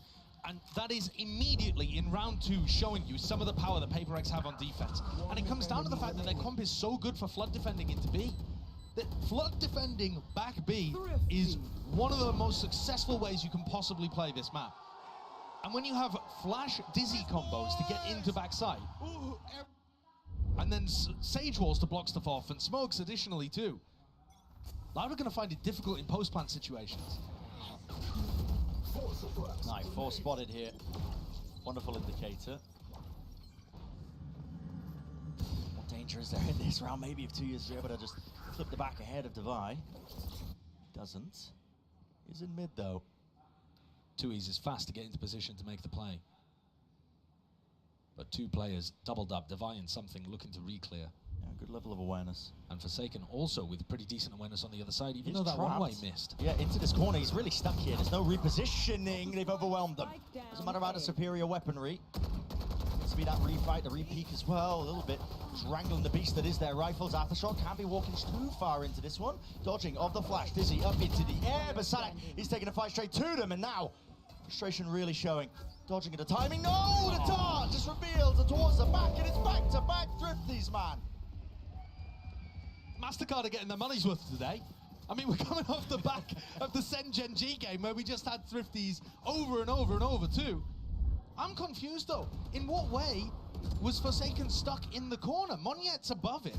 He can walk backwards whilst keeping his crosshair focused towards A-Link. They could have set up a double face. Yeah, they could have. He's just kind of shoved himself in a corner looking to try to take the fight. I assumed he was just going to continue backing up. Very odd. Opened up the door though for Loud. Opportunism. Finding them the second round there and getting things back on track. There's that same smoke to try to deny. Oh my goodness, you're joking. You're joking. And it gets Kawanzin down. Not again, with that's the a spike dropped. And they've gained control and ground and another kill. You cannot be doing this to me now. I'm telling you, the MasterCard representatives will be very happy, but it's not exactly the most picture-perfect Valorant that we've ever seen here. Wingman alerting the presence, at least to know now that a few Loud players are here. Spike's still dropped down, but it's coordinated off, and they've obtained those rifles, and they're using it to great success. Now, having to really just brute force their way through. They've gathered the Spike up, but listen, they're just spamming it through. One left to stand, Sadak. You can't overcome it. It's a back-to-back Thrifties. This is ridiculous. This is so similar to Split with GENG.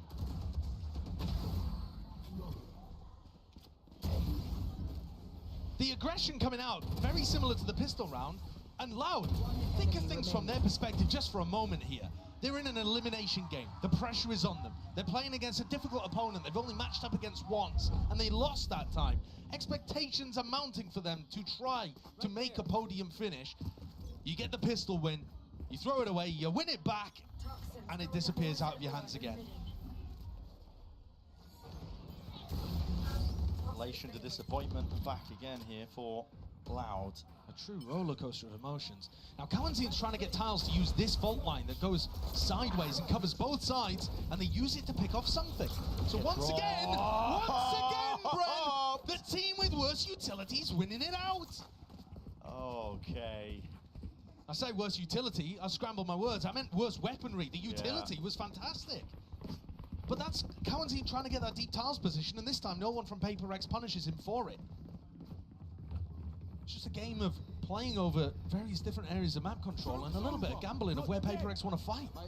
QCK will lead the charge here, making sure all the areas are cleared. Into the side, Kawanzin dart into a risky position. An attempt of a timing by Mindfreak is immediately punished. 2 left to stand, 2 left to fight. Paper X. What have they got in them? Yeah, really wide face there, and he's going to get beamed down straight through the wall. Devi does have the money to make a go of this, but does he really still opt into it? The thing is, their economy's still in a good spot because we've just been sent through the tombola machine. You never know what's coming out the other side, and we're all getting shaken up and down. Backside position though, quickly, Devi is going to be swarmed from this position. Molly at the feet, dropping down, and a nailed shot, man. I mean, so much precision. I'm not saying it again, You're not saying it again? I'm not doing it. I mean, I'll do it. I'll activate the sponsors. I'll make them happy. MasterCard Thrifty. Look, Loud are now in a position, though, where they're starting to get huge ultimates online. Their composition has ults that you need like 7, 8 points to be able to get online. You're not supposed to really have access to these big ultimates as soon as the economy starts going for your opponent. But Paper X are one away from being broken here. Not that that means anything in this map. And now Loud are pretty close to some big ults. Now I'm looking at Kawanzin's positioning. And And he sends an early fault line up towards A and is trying to take space off the back of this recon. But look, he is quite exposed in mid here. And he's trying to take this tiles position. The second fault line perhaps for a later re-clear over towards A. If indeed you had somebody like Forsaken looking to fight there or something with his operator. Take flight. Quite slow and steady though, cautious. But they have multiple tools for these map control plays, and this time deciding to invest the drone. No tag, so no ult from Sadak. Delayed wall. Yeah, and if you break it, you give away that there was serious pressure behind that. Pinging up onto the top of it. I mean, Divide loves to play on top of this here. Great flash. Taken, rattles off a few bullets, lets them know his presence. Knife's going to be sent into the opposite direction there with 2 tags. They seek to try and make a go of this one here. Pop Flash plays the Hunter's Fury at his back to set it up, and then we're in anti-flash position. Okay, so Loud have the protocols to deal with that. Themselves now into this site. Will they choose to use any more ultimates? A bit of random spray once more by Divide. It's that Phantom at play, at work. 30 seconds left. It's a bit of chip damage, but nothing really more to show for it. And here it is. 4 players blinded. There, big one with the Dizzy on top of it. Rolling Thunder now has to be committed. Thrash slow to a crawl. Les is a monster in this spot. This particular position and any attempt here, they just want to barrel over the smoke position. Something, no chance here on the retake. Not with the operator now, so he has to just run tail between his legs. Paper X's composition is fantastic on those A retakes. You saw the amount of utility that was flying towards Loud, and they still managed to come out the other side unscathed. Mostly, I think, due to the fact that Kawanzin had managed to save his ultimate. They were thinking about investing it. You could see Kawanzin positioned in a spot where he was thinking of ulting sight towards A, but they took the gamble, saved it for the post plant, and came out to the good. Now Kawanzin... Kawanzin dying to spike there. Don't ask me. Luckily they've got money to spare. Yeah. But that's a great punish onto Forsaken. Unless choosing to try to take the aggressive option, not caught by any of that retake utility. It was perfect. Les and Kawanzin stepping up for Loud. Yeah, and now timeout being taken here for Paper X. The trouble is, how do you get a grip in terms of what is replicatable? Because the rounds that you're winning have been you know, seemingly down to just hitting a few straight shots, going for the mid-aggression. Well, you can clearly see that they have an anti-strat prepped with regards to Monyak's smoke to try to deny info for Sadak's recon, right? So maybe you try to lean into that a little more and put pressure onto tiles. That was clearly their game plan coming in, and just because you lost the pistol round doesn't mean that you're always going to lose a fight happening there. But I think the other part of it too is that they just allowed, because of the craziness of how this map began, allowed to start getting some big ults online. And to be honest, in my opinion, that was the biggest problem there. If Paper X had been able to run that same retake scenario, but without the breach ult, I really think they're favored. Looked like it.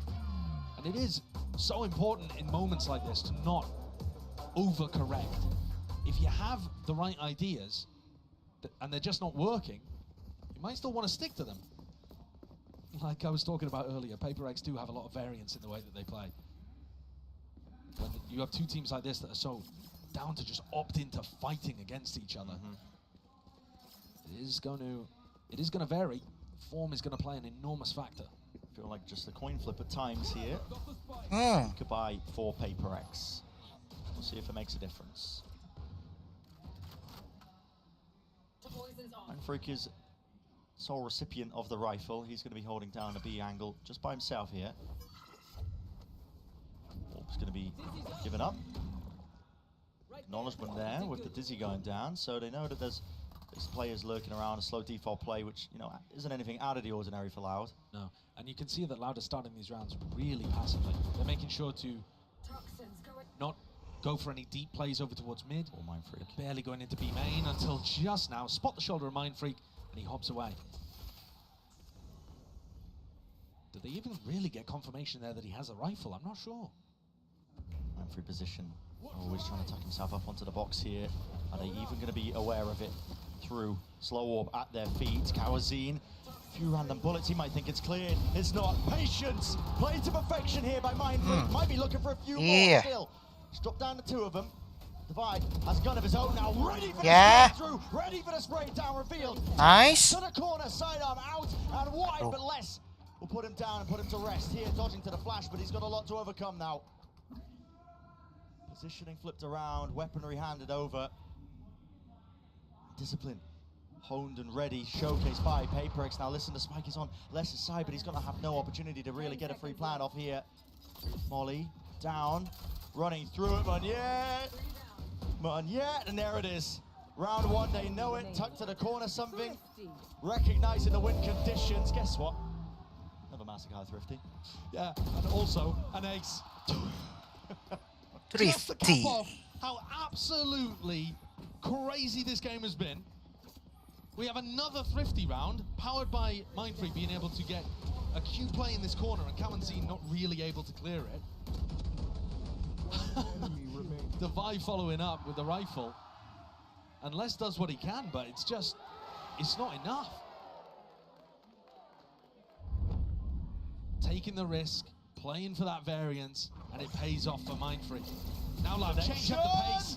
Oh my goodness, it's PaperX taking a fight straight to them. Yeah, Loud opted into that pace increase. They wanted to try and fight it. It ends up them being punished. One-way smoke as well. This is just sharpness on display. That's wild. That caught me completely off guard. I mean, Loud have been playing such slow defaults to start these rounds off, focused on A-main control, but not that fast. Forsaken almost caught a timing. Surely will. With the gun, yeah, sticking wide and out. Tap, tap, tap with the AD. Yes, 2 years survives the duel and encounter. Has the spike in his hands, but he'd have to do a lot more than that to make this winnable, especially when he's on 8 HP. And I'm not exactly sure what the read was there for Sadak in this round, but PaperX have been fighting with 2 or 3 players every single time over towards A-main. I think you've got to start trying to take space in the early round somewhere else on the map. You can go back and late re-clear with the fault line or the drone, but I think trying to just run in and take that fight straight up is gonna be so difficult. There are so many tools, though, that PaperX have at their disposal with this no duelist composition. If you ignore A-main completely, sometimes Devi might just wall it off, and then they can just ignore it. I mean, what are the chances that both teams just decide to fight A-main that fast? The flash connections were so perfect. PaperX fight through all of the smoke utility to get the kills. Yeah, not just the flash connections, I mean the shots on target too. Yeah. And that was something that I was a little concerned about going into this game, actually. Loud are going to take a tactical timeout, but I felt like from what we had seen over the course of the rest of this tournament, Loud had more players stepping up with their individual form. You know, Les is just consistent. He's always a monstrous player. But I feel like QCK's had some big moments. Tui's has been playing better than expected too, and kalian's been like putting in some solid work at times. When I was looking at the other side of things for PaperX, it was only really Forsaken that was blowing me away. Something had some big moments, but wasn't always there. Today, he's been on fire. If you want to look at one individual that turned the tide of Ascent, it would be something with the operator in his hand. And you've also been getting better and better performances from Monyet as he spends more time with pressure on him on the stage. Some of that Alex has been alluding to as well in these interviews, but just that stage experience being so valuable for a team like PaperX when they've been making these adjustments, trying to find that identity, I think. But listen, if it's form that carried them to this point right now, the ideas and time are kind of flourishing, honestly. They've got good reads, they've got good adaptations, they've got good counter strats prepped and planned. They're making it so damn hard right now for Loud to try and deal with. Again, PaperX start 3 players ready to fight over A. And Loud go for the exact same default setup again. So Sova, Viper over towards A, kalian in tiles. Ready for any kind of mid-aggression, sure, but not actually taking aggressive map control in B main or market, and anything like that. For mid, face wide, doubled up in the high-low, but no casualties or kills. Yet Devi, he's making a go of it, he's making a mess of it. kalian puts him to rest. Yeah, the Mosh got a kill, and Sadak's just sticking the orb right in the middle of all of these guys' faces. Oh, win. Oh, no. Wait. Wait. What's going on? That's wild. Just hoping that he would find another player involved. kalian sprays down too, but something gets the response. And it's all left to Tui's, who, of course, is not in A main where the fight is happening. No, he wouldn't be. He'd be on the other side of the map, of and course. He certainly is, without the Omen ult to be able to make the play happen. Thrash hunting him out. Smells blood in the water, but can't quite get a sniff this time. Misdirection might be working to the favor 30 seconds of left. 2 years now. Time pressure will work against him. Spike has dropped down into no man's land. If something gives him a free kill, though, this is winnable. That's how the clutch really begins, but he was just aiming in the wrong location. 4 kills in the round for something.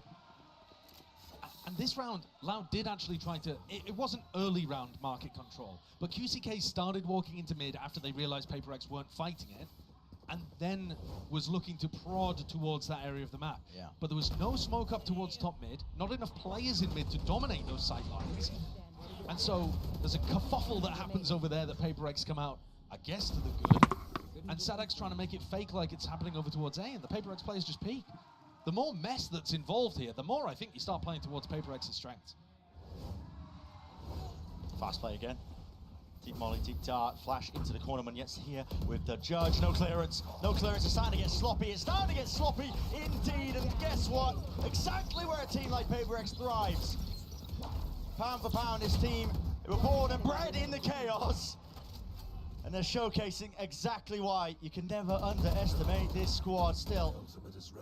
Yeah. Walks straight into it. 2 years again. Brought into essentially an unwinnable scenario.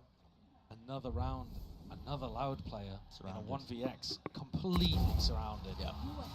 And Paper X are coming out here. They're really not adjusting their defensive setup too much. It's that Loud cannot come up with the answers.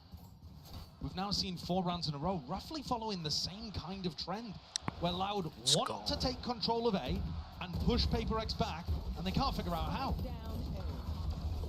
The judge, the paranoia, the swings from both sides, just getting pulled into the maw of Paper X. I saw smiles on the faces of the Paper X players. Of course it would be. Yeah, not the coach. Never Alex.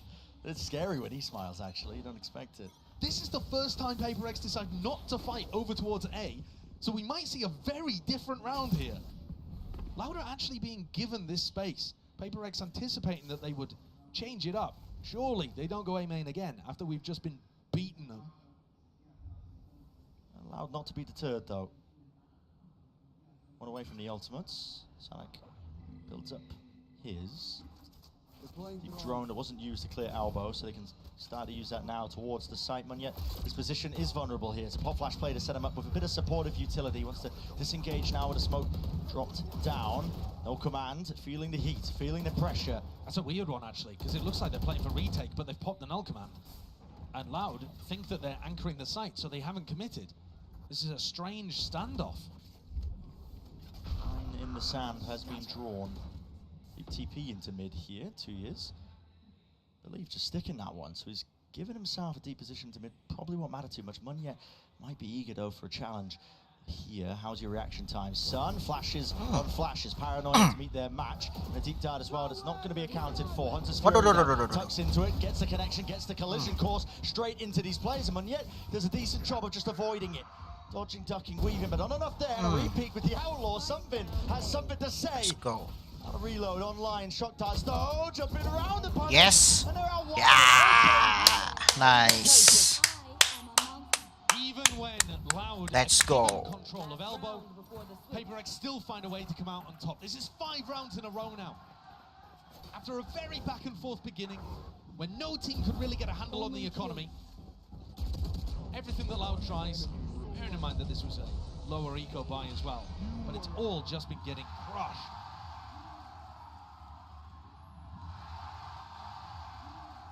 Surely Loud are going to change things up, and this time their attacking setup, does look slightly different. Paper X have already anticipated it though. Tiles flash mid. One is here already, forwards in the approach, and he is set up with that util. Run it back, dealt with, and dropped immediately. These ults just tumbling before our very eyes here. The deep hit into B main. It is a great read though from Les. He realizes that if they're fighting over mid, they can't be doing their normal A setup, so he takes this timing into elbow. There is a chance that a bullet could find the back of something's head here. Yeah, he's not watching for it, so he will be falling. Flatlined to the side, and a sight gains now for Les. Going to be calling for the rotate and the pivot. Smokes. He could drop a pit. Falling down, he certainly could, and really turn this into one of the winnable spot. 2 years in that late lurk player, dropping like flies. 2v3 here. Loud have a massive advantage here with the pit, with the rolling thunder. Really just letting it loose and letting it rip here. Sky high, that's the vibe. It's going to be flying forwards and won't be able to withstand any sort of pressure there, leaving it just to Mind Freak now. Fric's been good at catching 2Es in all of these previous rounds, but finally 2Es gets his value on the lurk. Loud with 5, but questions in my head about whether or not that's going to be enough. Who knows? There was a serious streak there of dominance from PaperX on the defense side, and I do like the way that PaperX play their attack too. I think both of these teams are very confident in Sunset. Still, anybody's game, but Loud, the team under the most pressure. Of course, listen, it's elimination. They're already one map behind. It's going to have to be that comeback, starting to get the pistol round in that second half. Before we even get into that as well, earlier we did hear from Forsaken, just heading into the series. Hello guys, I'm Jason, a.k.a. Forsaken, and I play for Team PaperX. Against GENG, we lost, but I don't feel anything and I don't have any regrets. I mean, I can tell that we're gonna lose because, I mean, they play well, but at the same time, I would say we just want to go our bracket, you know, because I know that they're good, and also we're not in the good shape. I mean, like, we have like shaky map, shaky roster. Also, it's like, we're not doing as great as last time, so I didn't like regret or whatever. Something needs to do a little bit more. He's done some damage, and there's the follow-up. A shot right to Texture's temple. That's going to put us in a 4v2 with PaperX. Definitely favored to take this pistol now. Forsaken fallen. A little bit more of a chance. Something, though, delivers. Okay, he's up top and not spotted. Easy peasy. If we meet Loud, I mean, I'm just going to go all in, and I hope you guys enjoy our W gaming, you know. Actually, I feel like we shouldn't have been in the playoff. We should have been like lost like long time ago, maybe against TH or KC. Because I feel like lucky, I would say, last time. But, you know, like I said, when we go our bracket, and every time we already played the match, finished the match, no matter we win or lose, we will like improve very fast. And hopefully in our bracket, we will show you guys on our improvement. Yeah, Forsaken just handling, you know, that pressure like water off a duck's back. Coming into this entire tournament, just with the lowest of expectations, and now they're just improving at a meteoric pace, looking to really just take it to a team like Loud. They have the lead here at the half of a decider map. Yeah, I think that one of the big problems for PaperX is that their previous playstyle involved them being in the flow state, of all just having the same understanding of what was going on. And the more that you try to force that kind of thing and worry about the fact that you're outside of it, the worse it gets. But just getting absorbed into this tournament seems to have brought back some of that synergy. Some of the single-mindedness that we see from them, the hive mind of PaperX. That's what made them deadly. And the pistol rounds have been, well, I hesitate to say important because they did flip-flop a lot at the beginning of this map. But they could be decisive. Everybody on PaperX grouped up to try to punish 2Es. Disrespected for that one here. 2 years, backs away with the TP, off-angle approach now with the paranoia, sent flying onto the left-hand side. 2 years, so not accounted for. QCK just trying to back him up as well as bail him out, and they are just collecting all sorts of kills, but the damage done through the wall, not enough to collect the kill onto Divide. Too far forward and not playing great angles. Pushing themselves into spots where they couldn't quite get it. Overextending to deal with Divide. Sadak shocks himself on the corner, but does pick up the kill. Getting flustered, perhaps. Okay, there eventually with the reset of the aim. Less. 1v3. We've seen magic. He's done damage, but he can't get through this wall. Yeah. It's so powerful on the pistol. On both sides. Right there. For the retake. Right there. To block off angles in the post. It's such a nice addition to the KO Gecko comp that a lot of teams have been looking at. Look at this, too much to clear, really, 4 less. The man in his face, follow through with the bullets. No kill collected, but he does have too much to do. Already the time's getting away from him. Look at PaperX. Stanced up, holding their ground, swinging off the contact, and that's pistol round 1 out for them. It's been so damn important. Like you said, you know, we've been talking about the details of the importance of it, despite the initial start of this first half, but really it sets them up beautifully. Look, slow up there. Divine is used as bait, and they really do bait Loud into taking bad fights in that situation. All of this was set up as well by an underhand KO flash combo with the Dizzy. I know that people have been looking at the something POV and talking about how he doesn't, you know, recycle the Gecko utility as much, that kind of thing. But they are really good at being able to combo those together to apply a lot of pressure to their opponents. And frankly, PaperX move fast enough that sometimes you wouldn't even use the second round of Gecko util. Les takes an opportunity to try to go aggressive, gambling on the fact that PaperX would not have everybody stacked in B main. This is where the danger zone presents itself. A team like Loud as well, because Yeah, you've lost a pistol round. Paper.X on our attack side again. Very ult generation heavy. Something now one away from the Thrash to be used into the bonus round into the next. Assuming Loud can't do too much more damage here on their retake. On the flash peek into backside as well. Whoa! Picking up 2. Still got that wall, but 2 is on the flank. Yeah. Peppered here, holding the util. Good adjustment by Mindfreak. Close. A decent opportunity, actually, to turn that away. Send us down the spiraling path of thrifty after thrifty. But it was not to be. And as you were saying, Brett, building up something's ultimate here is really devastating for Loud. Difficult to deal with. And I think the addition of the Sage Wall just makes so many of these post plants a little easier to play. This is a map where we've seen a lot of teams develop really solid retake setups, where the amount of utility coming in just ends up being overwhelming. But if you force the retakers down a certain path dictated by that Sage Wall, things get a little easier for Paper.X. Just throw a wrench into the plans of a lot of teams. I mean, Sage is so unorthodox on this map. Early Thrash. Used to set up here, out towards A. But a fake in terms of where the pressure's actually coming from. Yeah, I mean, he did have the spike on him, but the rest of his team now working into mid. Pop flash, wall up. Hearing all this noise, hearing all these sounds, but you can't survive it past the box. The call is made though. Loud want to commit into this fight. I'm going to commit heavily, out wide. Miscommunication, perhaps. Something drops down as well, forced into the spectator's seat with the spike drop down. It's a favoured situation for Loud now. They have spike. Very difficult to retrieve. If Monier gets another smoke online, which he does, he just sneaks in, sneaks out, and now all of Loud are in a pretty rough spot. They don't have any map control or information. Could be worried about some lurking happening here.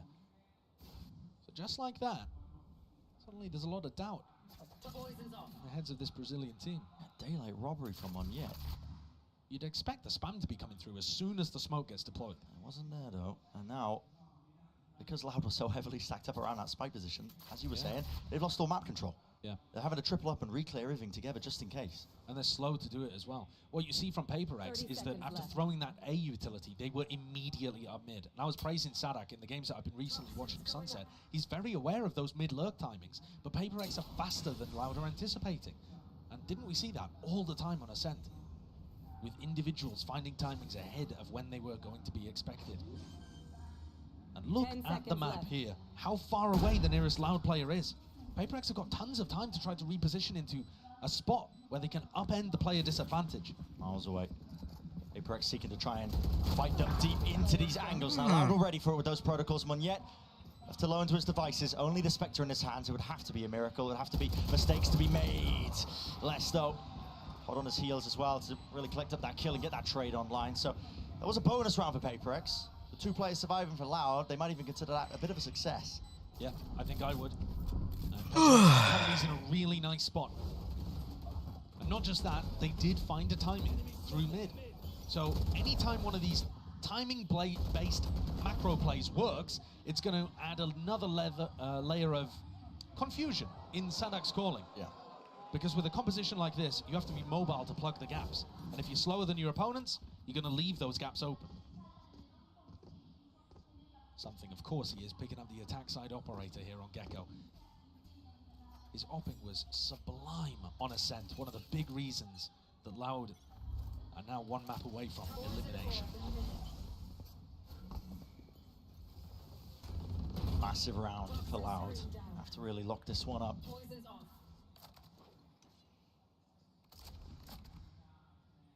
Pretty heavy with the economical investment across the board from Loud. I mean, 2 players with a bit of money to spare, all picked up as well. So Forsaken just doing his darndest to try and build up towards that big ultimate. And a very slow beginning to the round from Paper.X.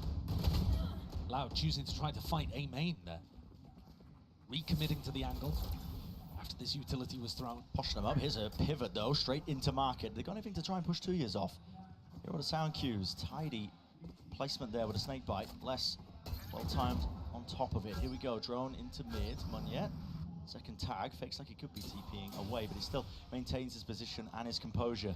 In through mid now. Deep knife going to be landing into market. Wall through. Broken immediately. Couple of shots sprayed out. Can't quite break it though. Monier could really be that insurance player now. Coming out from the back. Here's the rotation. QCK collects him. quick on it with the trigger. Now we see players lit up like a beacon. Something only the one instant trade. Something Forsaken just trying to play in tandem with each other, but they are overwhelming them. Mindfreak towards the back. Less is dodging and weaving, gliding across the floor. Finds it now, leaving it to Devi. Time ticking away. What is the call here? Tapping again, this time less sticking, not making the same mistake as the prior game 2 years. Locking down the angle and approach.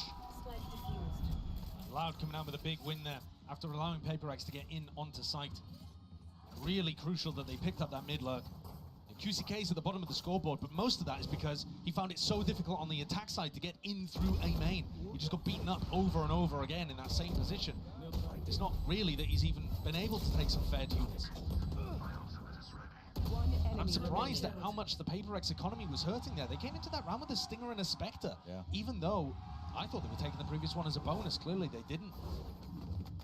PaperX messing with their own economy a little bit has put them in a really tough spot. Oh, they're going to be happy with it. Ooh, wall down. Face potentially can hear it. The footsteps rumbling towards him. He's looking for a tussle and a tumble. Less backing away. Will be postured away from that angle. It's very rare that you see Less scrambled, but he did seem a little less than his calm usual self there. Forced to backpedal at some pace. Clear game plan here for PaperX, making sure that they can absorb up all the orbs around the map. PaperX now defaulting back over towards B main. And Tui's getting posted on A with the AWP. This is something that Loud have brought out fairly recently, but Tui's has been doing quite a lot of AWPing at this event so far. Yeah. And it allows them just to post him up on A, and they're not too worried. They can keep stacks towards the rest of the site. Having said that, Loud are mostly playing B for retake here. Not going to have any way of being able to challenge this. Inside the market, Dizzy. What's that connection there onto QCK? So it looks like the wall is intact. Wasn't able to spam it down in time. Forsaken. Tux. Side by side wants to play together now. Him and something here. Running back forwards, facing with it. The flash is not connecting here. Less from the back, feeling really the heat and the pressure. But Kawazin seeks to relieve it. And now back into the action and the fight. Rolling further, committed. You're not getting away with that one yet. TP to evacuate and escape the ire. Still after shock. Plenty of util left. Where that come from? Yeah. Mindfreak. 2 on the table now. 2 left to go. Dropping down. Knows they're not on it. Peeking through. Another tap. Will force Mindfreak out into the open. Kawazin really seeking to deny this. Yes. Running him down. Woo. Mindfreak performs magic before. Mindfreak. Wow. What a ridiculous round for PaperX to get. Nice banget, Mindfreak. Basically an eco round as well. Holy Labeled as a Red Bull clutch. Holy fuck shit. Their economy was not good. Why? Down the Mindfreak. And now could not find a safe position to go for the half. Hesitation just to stick it and trust that they could potentially just. Pinter banget Mindfreak, cok. I mean, super reminiscent, honestly, of the other day. It's very how to play in Sen. John QT's playing the clutch. They can't decide who's sticking. A bit of miscommunication, maybe getting frantic. It's very tough in those situations where you don't have smoke utility because you don't isolate angles that the clutch player there, Mindfreak, could be peeking from. So really, you got to just tap and push.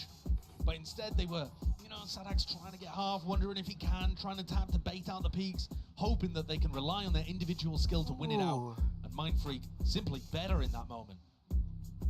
What a way for things to turn around. Because other than that, the game plan is actually not really working here for PaperX. So weirdly enough, it's Loud to take the tactical timeout, but I think Alex will be happy to have a little chat with his team here. Yeah. Because what's happening is PaperX are getting into post-plant situations quite a lot, and then they're forced to go for some post-plant aggression, and there's a bit of anti-synergy with the Sage Wall and the positioning. You saw them swing with just stingers into market there without too much util at hand. They're finding it difficult to pick those timings to disrupt the Loud retake. And if they just sit there, they can do that against other teams, but not against the comp that Loud are running. They're going to get obliterated. See if they change things up or coordinate that post-plant aggression just a tad bit better. Strange buy though for Loud. It is, yeah. It is a Invested into force. it. Yeah. But Les would rather have a sheriff than anything else. This guy, I mean, he is incredibly consistent with it. He is. It's insane. Got some of the best calm, raw aim based on his crosshair placement that I've ever seen. Slow beginning though for PaperX, nice and cautious off the rip. Trying to see if Loud will overplay their hands. Initially, lots of ults really to work with for PaperX on top of that, so being given that B main control essentially for free. Looking like there is that hesitation though in terms of how they want to play it. Yeah, it's interesting. They've spotted 2Es, and that seems to be a hard read, that if they see 2Es over towards A, it's not the Breach Phoenix setup, because they were ready to go for the B exec there, and now they've just come all the way back over towards A. And that's got to be a call from Mindfreak, I think, because he's the only one getting info on this side of the map earlier. They're going to hit a fairly weak site. 30 seconds on the clock. Orb rebounding, 2 years chance to play spoiler, but no, he's out of there, so I'm sticking around to find out with this one. Hunter's Fury to try and deny this one. Plans will be disrupted. Flash up into the air. It's actually a nasty one as well, connected onto a multitude of players. Now the plant and the pit all layered down onto the site. This does make it difficult. Toxic Screen going to be covering the entirety of the field. No way of really using these Flash players to retake in this spot. Absolutely. Paranoid Omen yet going to be using this one nice and early, still holding for the shotgun. Molly at your feet, Mindfreak going to be pushed out to the open, and he is the critical player. Has to dodge and duck and weave away from these bullets. Led just flying straight past him. Trying to attempt to clear through. Look at the AWP placement on high. 2 years. He's got so much more to do from this position. He just doesn't have enough info to really work with. Disastrous here for Loud. With yes. Investment. In fact, the total investment. Let's go. Correction. Dua lagi. Loud, they put everything into that one. It was weaker because it was a force. They were coming into it with at least one Sheriff and I think a Stinger to work with. Yeah. But they forced into this to try to stop PaperX from getting to 11 on the board. Loud are now only 2 lost rounds away from being eliminated in 4th place. When was the last time that happened? I mean, top 4 of the Masters, listen, that is not bad by any means. They made it to playoffs, but when there's only 8 teams here, sure, 8 of the top teams. Look at this, another boost play coming out from PaperX. Oh! It's disgusting. They were innovating with that over towards A, and they do it again. Very reminiscent of when they first brought out the Sage Comp on Pearl. Bait out the fights here from QCK and 2Es. And this tower is going to crumble it down. Making a fool of Leicester boot. It's pure whimsy. Smiles on the faces as they're having it. I mean, they have brought this. Yes. Match point. Loud Satu lagi. Being eliminated. Ayo, 2-0. I don't think many people. Let's go, 2-0. The lower bracket final. 5 in a row to be able to pull this out.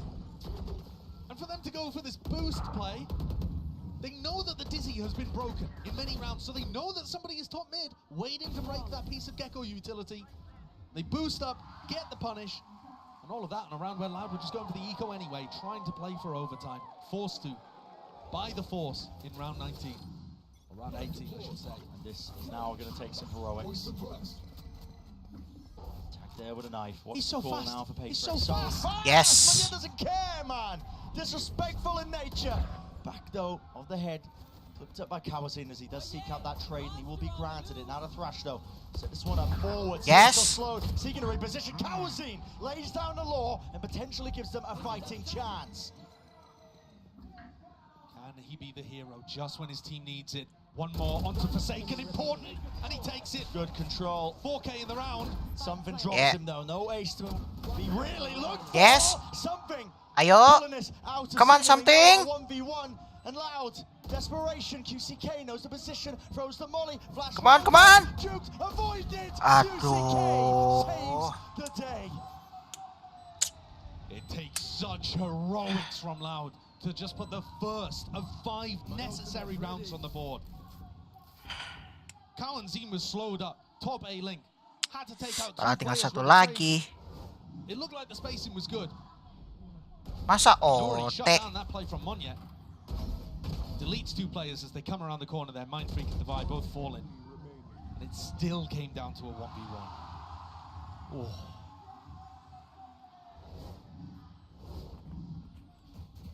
You have to see that repeated a few more times. Come on, come on, PRX. 2 more players intact because taking some nasty hits to the eco. It'll have to be done if they want to stay alive in the series, stay alive in the tournament. something, looking to try to take an early timing here. Dueling against Les. I don't see how he's going to find the opportunity facing against this Viper wall. Les normally plays a little more passive, actually. We have seen, you know, when Loud's back is up against the wall, Les tends to take matters into his own hands. Mind Freak. Yes. Out. They still have the res online for this one, but Divide has been falling, no longer available. The reaction from PaperX, looking to try to hoover up this B control. Given that Les was peeking over towards Market, Straight in it's there. empty. Is he committed by something? He's looking to see if he can get himself onto the deeper line. Yeah. You don't expect that. Drops it. 3 versus 3 now. The knife attack. Info gathered. At least that they know that Les is going to be there, but he's already playing now. High-low setup. The rest of his team out wide here. Something going for the peak. Going for the peak. Yes. It in Nice. the timing. A bullet to the chest with the IGL down and deleted. 2 left standing. Les again. Heroics are necessary. And it has to be coming out swinging. Yes. Traded. 1 to stand, 2 years to do the Nice. most. Let's go. With the TP, a paranoia evaded and dodged and juked, but the crossfire setup is too strong. Come on. Too damn strong. A paper. Woo! Loud, drop it out. See you later. Let's go. And something closing out Sunset, doing everything for them today. What a time, what a game to come alive. The best player for PaperX in map 1 and map 2, sending home one of the VCT giants. What a clash. What a way to have this rivalry continue, with PaperX being able to get the advantage over a team that loves brawling, loves playing against opponents that are swinging into them. Loud, unable to find the control here today to shut them down. With that, we will say goodbye to Louds. Not the run they wanted, but an admirable effort nevertheless. Top 4 really gets heated when you have 8 teams at this tournament because the competition starts from the get-go. Yeah, and they put themselves in a difficult position, honestly. This new style that they've come up with, it does kind of cause them to have to plug gaps constantly without that Sentinel. They have to be mobile, they have to be aggressive, and they're playing against a team that wrote the book on playing an aggressive, mobile, constantly doing stuff kind of style. Certainly did. And PaperX still had that diligence to their play today. Still had a really nice, close, steady attack side. Absolutely insane stuff that we've witnessed as PaperX squad lives yet another day. Let's send it down to the analyst desk to break it all down. Unbelievable stuff from PaperX. So many people doubted them coming into this series. A lot of people were just flat out giving it to Loud. But today the day belongs to W Gaming.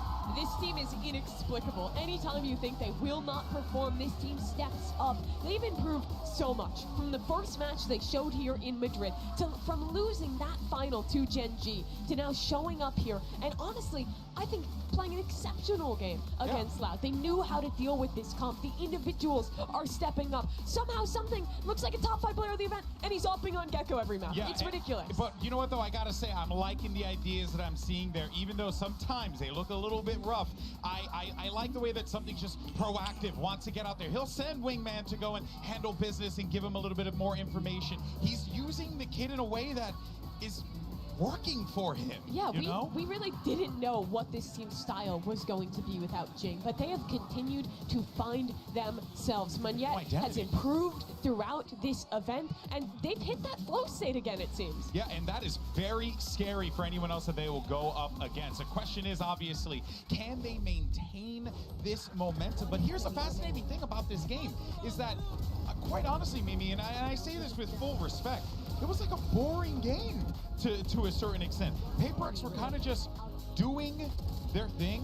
They were drilled. They had moments where they just looked very well put together. They weren't trying to go for anything too wonky, but when they did, it looked like they had a plan. It looked like they had a very solid approach. It was honestly a joy to see this team evolve throughout this competition here in Madrid. Yeah, I mean, Forsaken as well. He's the guy you have to highlight, playing seemingly every agent, doing so incredibly well. The guy has improved to an unbelievable degree along with his team. I think we've really seen this evolution, this next step of PaperX, and I just don't know how they keep getting away with it. To live another day. Let's give it up for PaperX!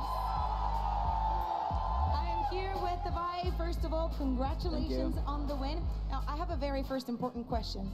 Your team wears the banner W Gaming. Can you explain to me how does an Opping Gecko fit so well into a W Gaming team? I mean, technically on Sunset we don't really have duelists, but I mean, men just love to op, you know, like it doesn't matter what agent you put on him, like he's just like, oh, I'm gonna op, I'm gonna op, I'm gonna op. Sorry? On Ascent, you do have a duelist there. I don't know, I guess maybe he thinks that he's still playing duelists, you know, but I mean, as long as he's working out, should be fine, you know. Ok, le he preguntado que cómo puede ser posible que en un equipo que le gusta ir tan a la cara funcione también un Gecko con el Operator, y la verdad que dice que something funciona muy bien cuando no tienen duelista, y cuando también lo tienen, pues mira, él se siente cómodo, tiene esa madera de duelista, así que ¿por qué no aprovecharla?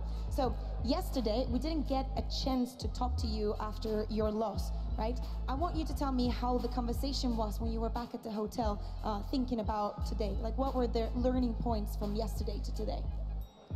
I think we learned that most of the teams, when they play us, they kind of like really study us, you know. So we just like, oh, we have to either go even W Gaming or try to counter them, you know. Like, I mean, for this, we match up against Loud and we played them before. And I think our strat is probably just counter less, you know. I mean, he's been giving us a lot of troubles last time. So yeah, as long as Les doesn't play well, I think we are good to go. So interesting. Le he preguntado porque obviamente después de ayer no escuchamos cómo se sentían después de la derrota. Dicen que para la preparación de hoy lo más importante era conterear a Les, que no tuviera la libertad que a veces tiene, y sabían que podían llevarse esta victoria. I love that you say this also because tomorrow you're going up against Sentinels. Now you just taken down Loud, you know, and there's only one remaining team from Americas. How do you think that is going to be different? Because you say you do have the experience with Loud, but you do not have it. Well, off-season tournaments, yes. Yeah, I mean, technically we played Sentinel before and they kind of like beat us to it. And I think this time is a good time for us to prove ourselves again. And I think it's going to be hard, definitely. They've been playing very well.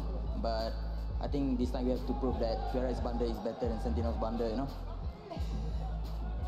Le he preguntado que cómo va a ser diferente su partido mañana contra Sentinels, porque ya han derrotado a uno de los seeds de América, se tienen que ir contra el siguiente. Desde luego que jugaron también en la off-season. Me dice que están muy preparados, que quieren esa venganza de una victoria que ya se llevó Sentinels, y quieren demostrar que su bundle es mejor que el de Sentinels. Thank you very much. We will see you tomorrow. Let's hear it one more time for Paper Eggs. Thank you very much. Thank you so much, Kukuka, for that Verizon post-match interview with Divide. Absolute wildness down there as the fans were all getting into it. So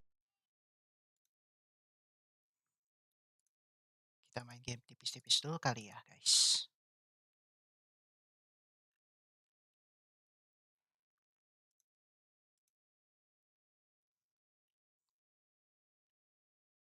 Kita main Stumble Guys lagi yang solo.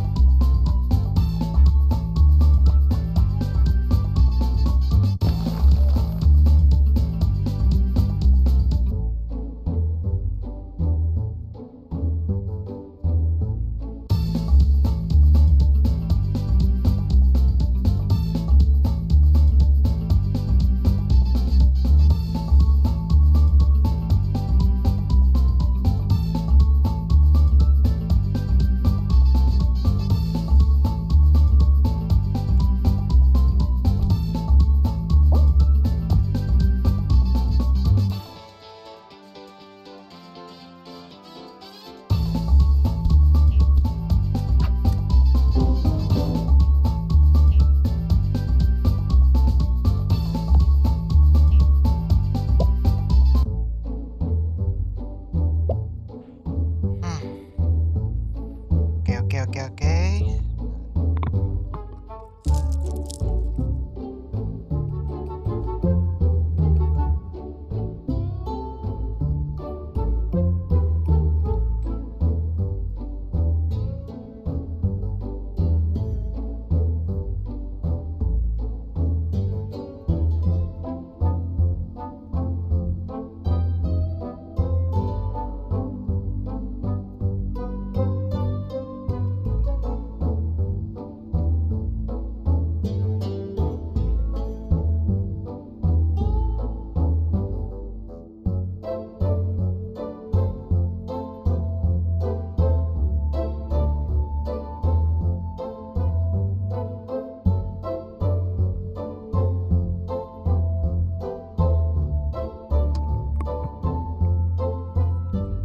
Hai, kita buka stumble pass.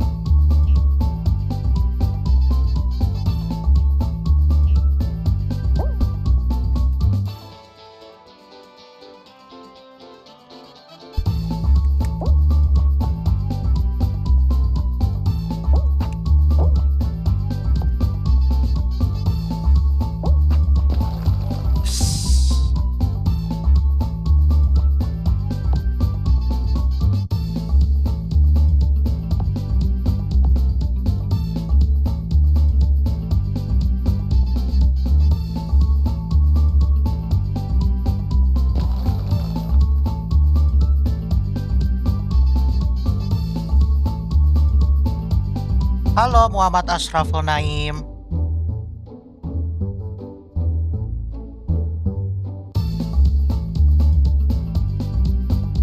Apa kabar Muhammad Ashraful Naim?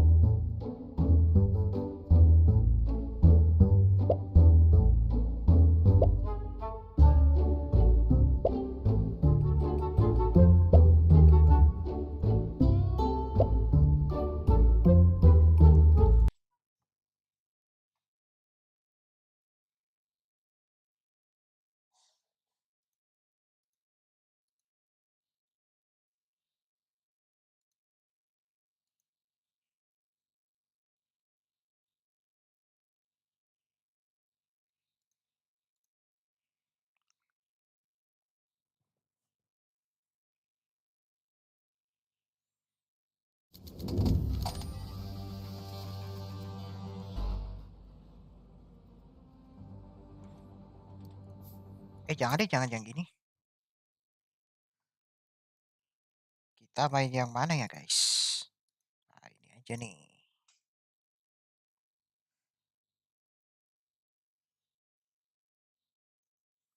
Kita main Aspal 9 Legends.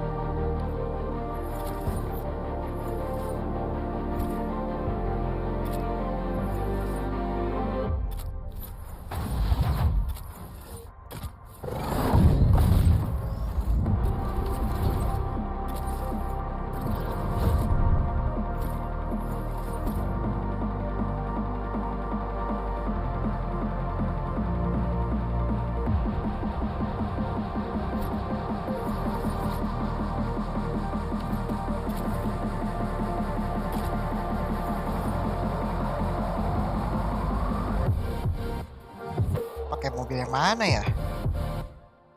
Share mobil aja dah.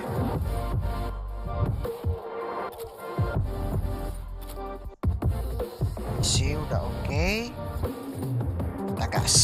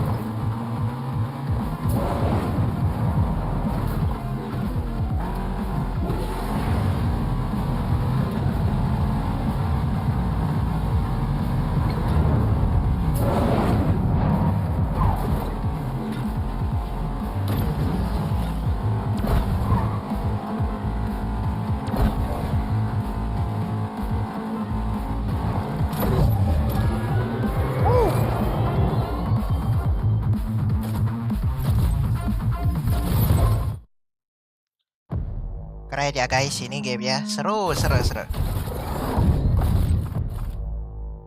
Nah, sekarang yang ini. Kita main yang ini lagi, yang Sherlovet. Isi dulu bensin. Skip. Oke. Bensinnya sudah penuh, charge drive on. Kita play.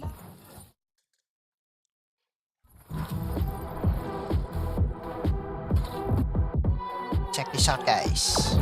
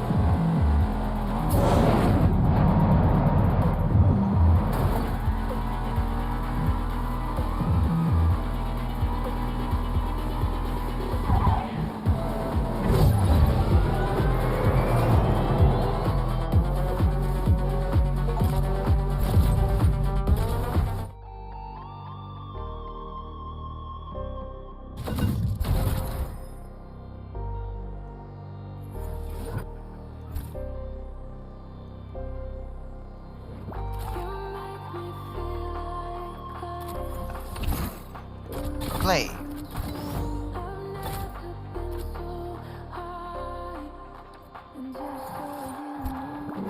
Kelas ya guys ya, seru ini.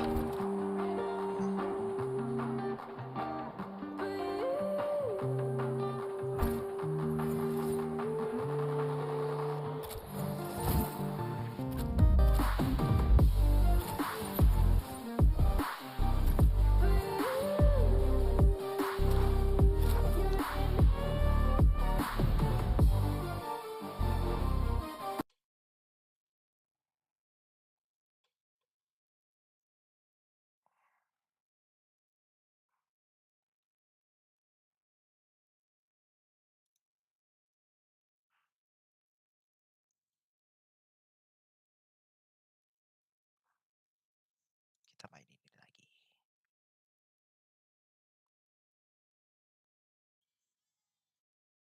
Shoot.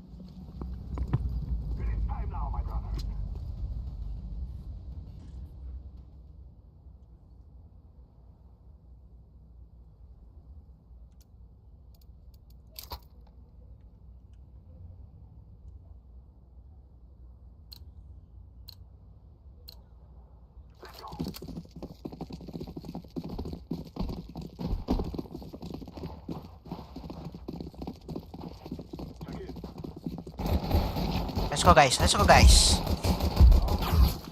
Tembak. Oh my god.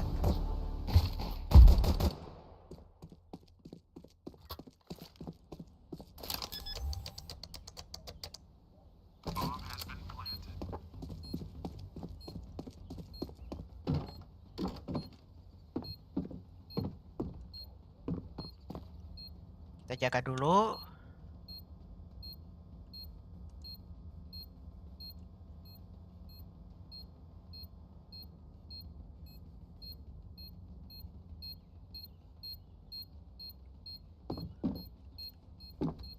Kita kabur.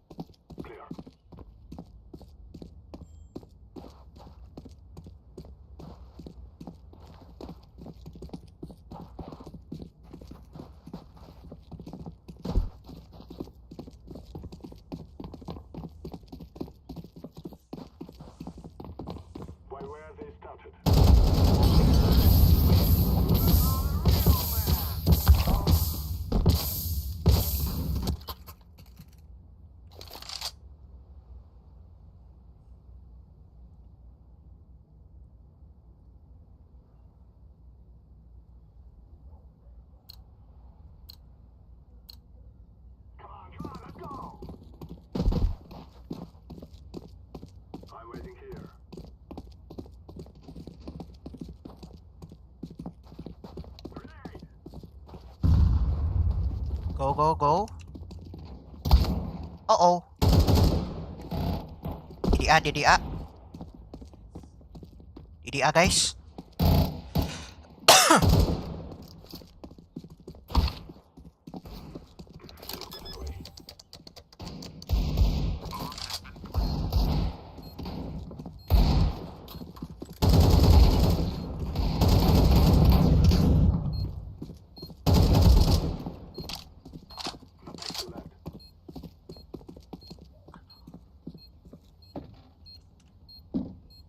Aduh, aduh, aduh, aduh, aduh, aduh.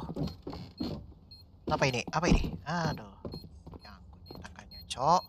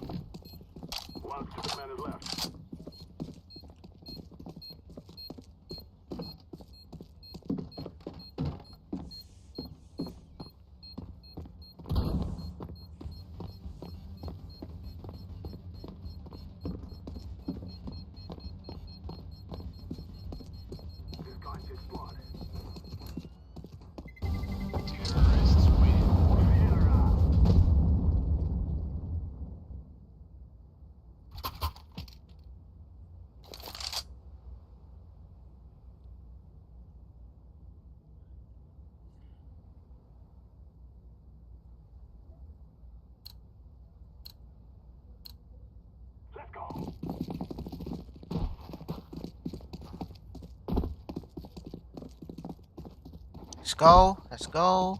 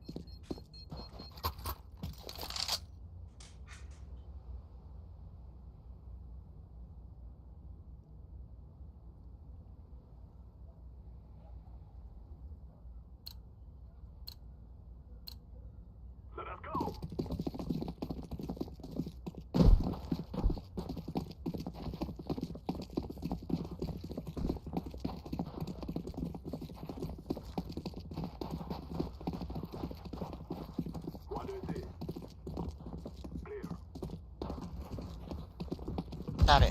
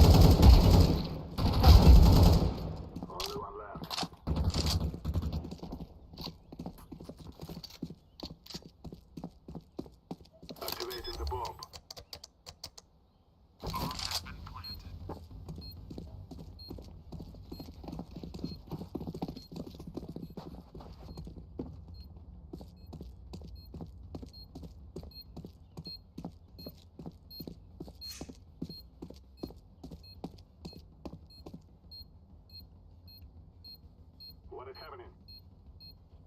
All clear.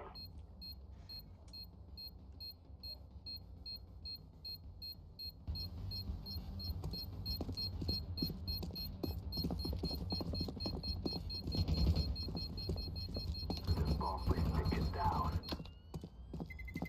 Terrorists win. We cannot be killed.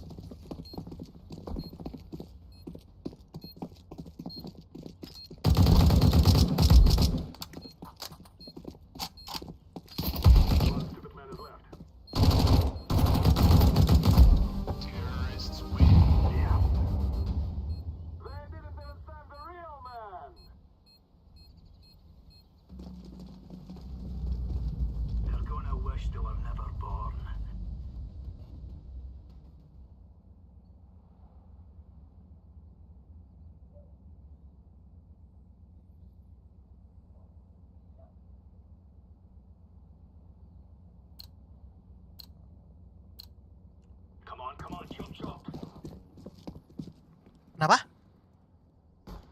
23. Report in. All clear.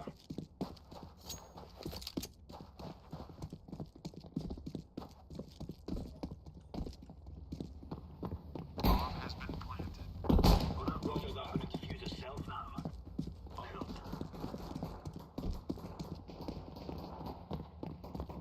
I need help. Let's kill that bomb.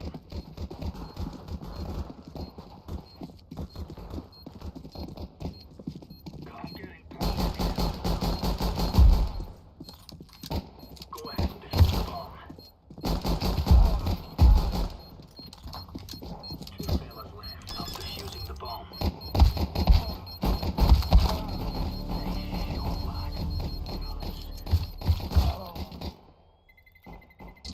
Terrorists win.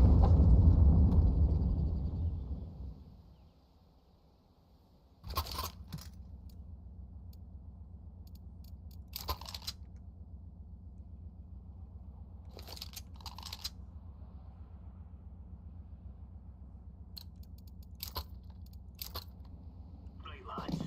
We're on.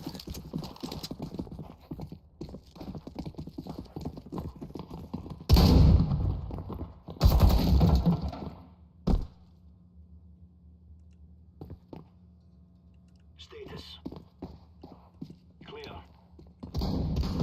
We're in the clear. I heard something.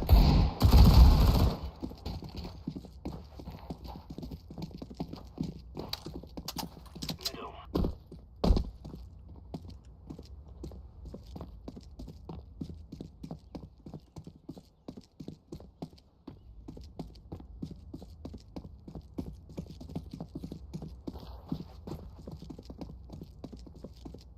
What need help?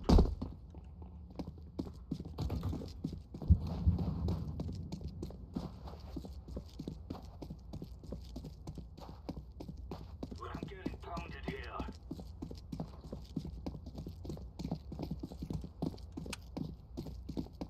Bomb has been planted. That bomb's still ticking, boys. Middle.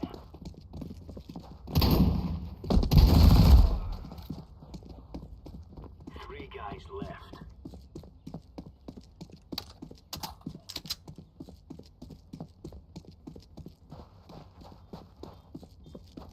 You defuse the bomb. I'll cover.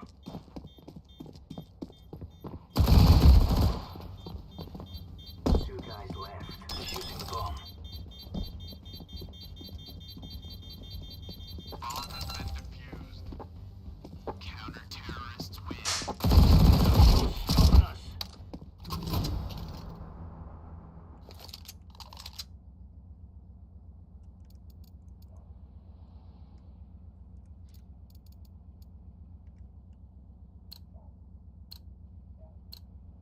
Let's make this right as rain.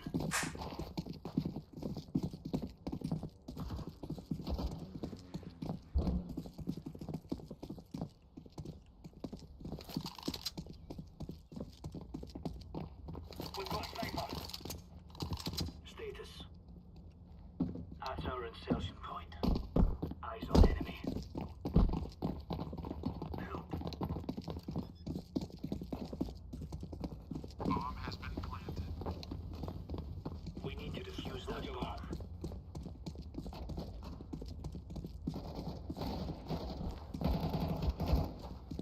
I've got this. You get the bomb, son.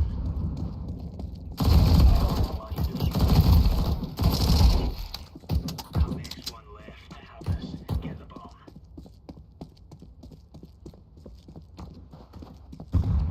Go ahead and defuse the bomb.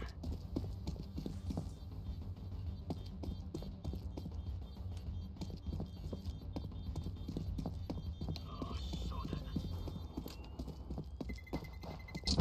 Terrorists win.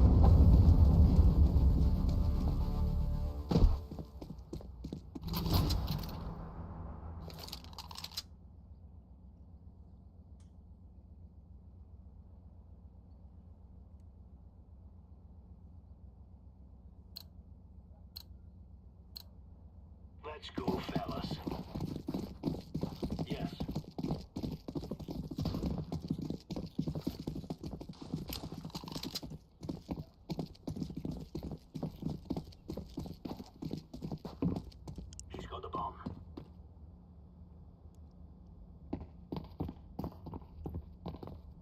Watch out, sniper.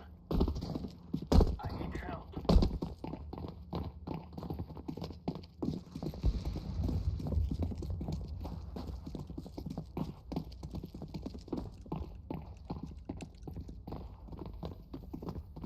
Bomb has been planted. That bomb's ticking down. Roger. Stay frosty, sniper.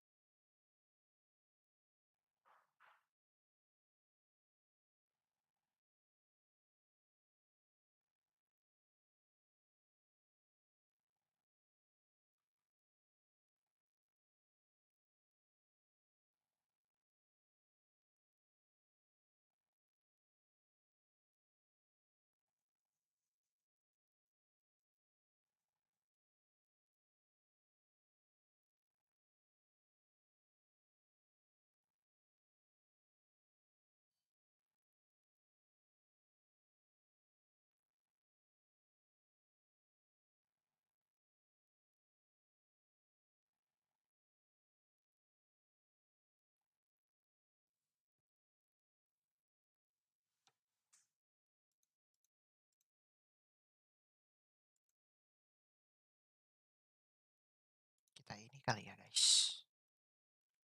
Lihat TikTok.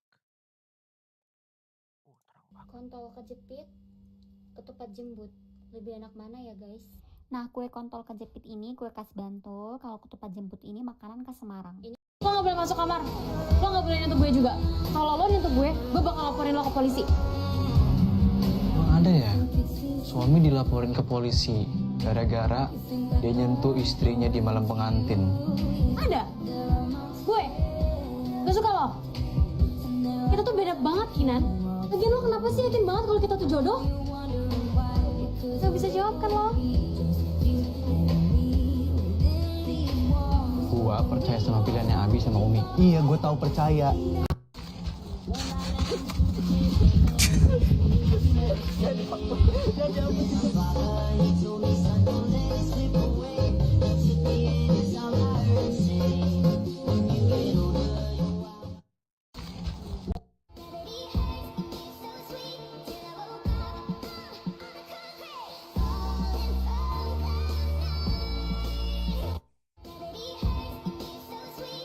Dengan kacamata ajaib, aku bisa lihat password sosmed orang. Si cantik anjay @email.com. Password selera para pria. Astaga, kok kamu tahu password akun sosmedku? Bayar aku 1 M.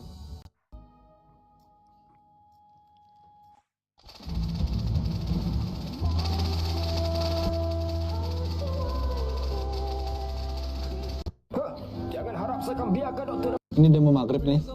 Kita siap-siap maghrib dulu ya. Yuk. Yuk.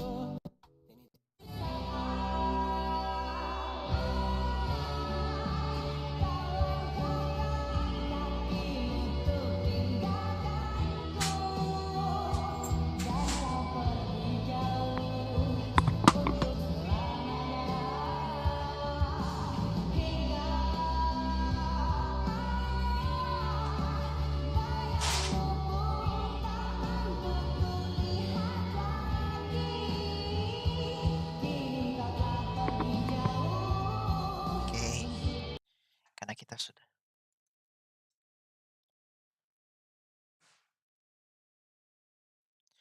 Oke guys, sampai sini dulu live kita hari ini. Besok gua live jam berapanya gua belum tahu ya guys. Belum pasti juga. Nanti gua bakal kabarin di YouTube community post ataupun di Instagram story gua ya. Thank you buat teman-teman semua yang udah nemenin gua watch party VCT Master Madrid yang playoffs round yang kedua. Senitel menghadapi Genji dan Loud menghadapi Paper Rex guys.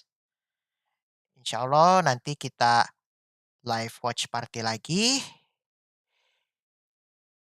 Selamat sahur semuanya dan selamat menunaikan ibadah puasa kalian. And I'll see you soon in the next live stream guys. Bye-bye. Bye-bye, bye-bye, bye-bye.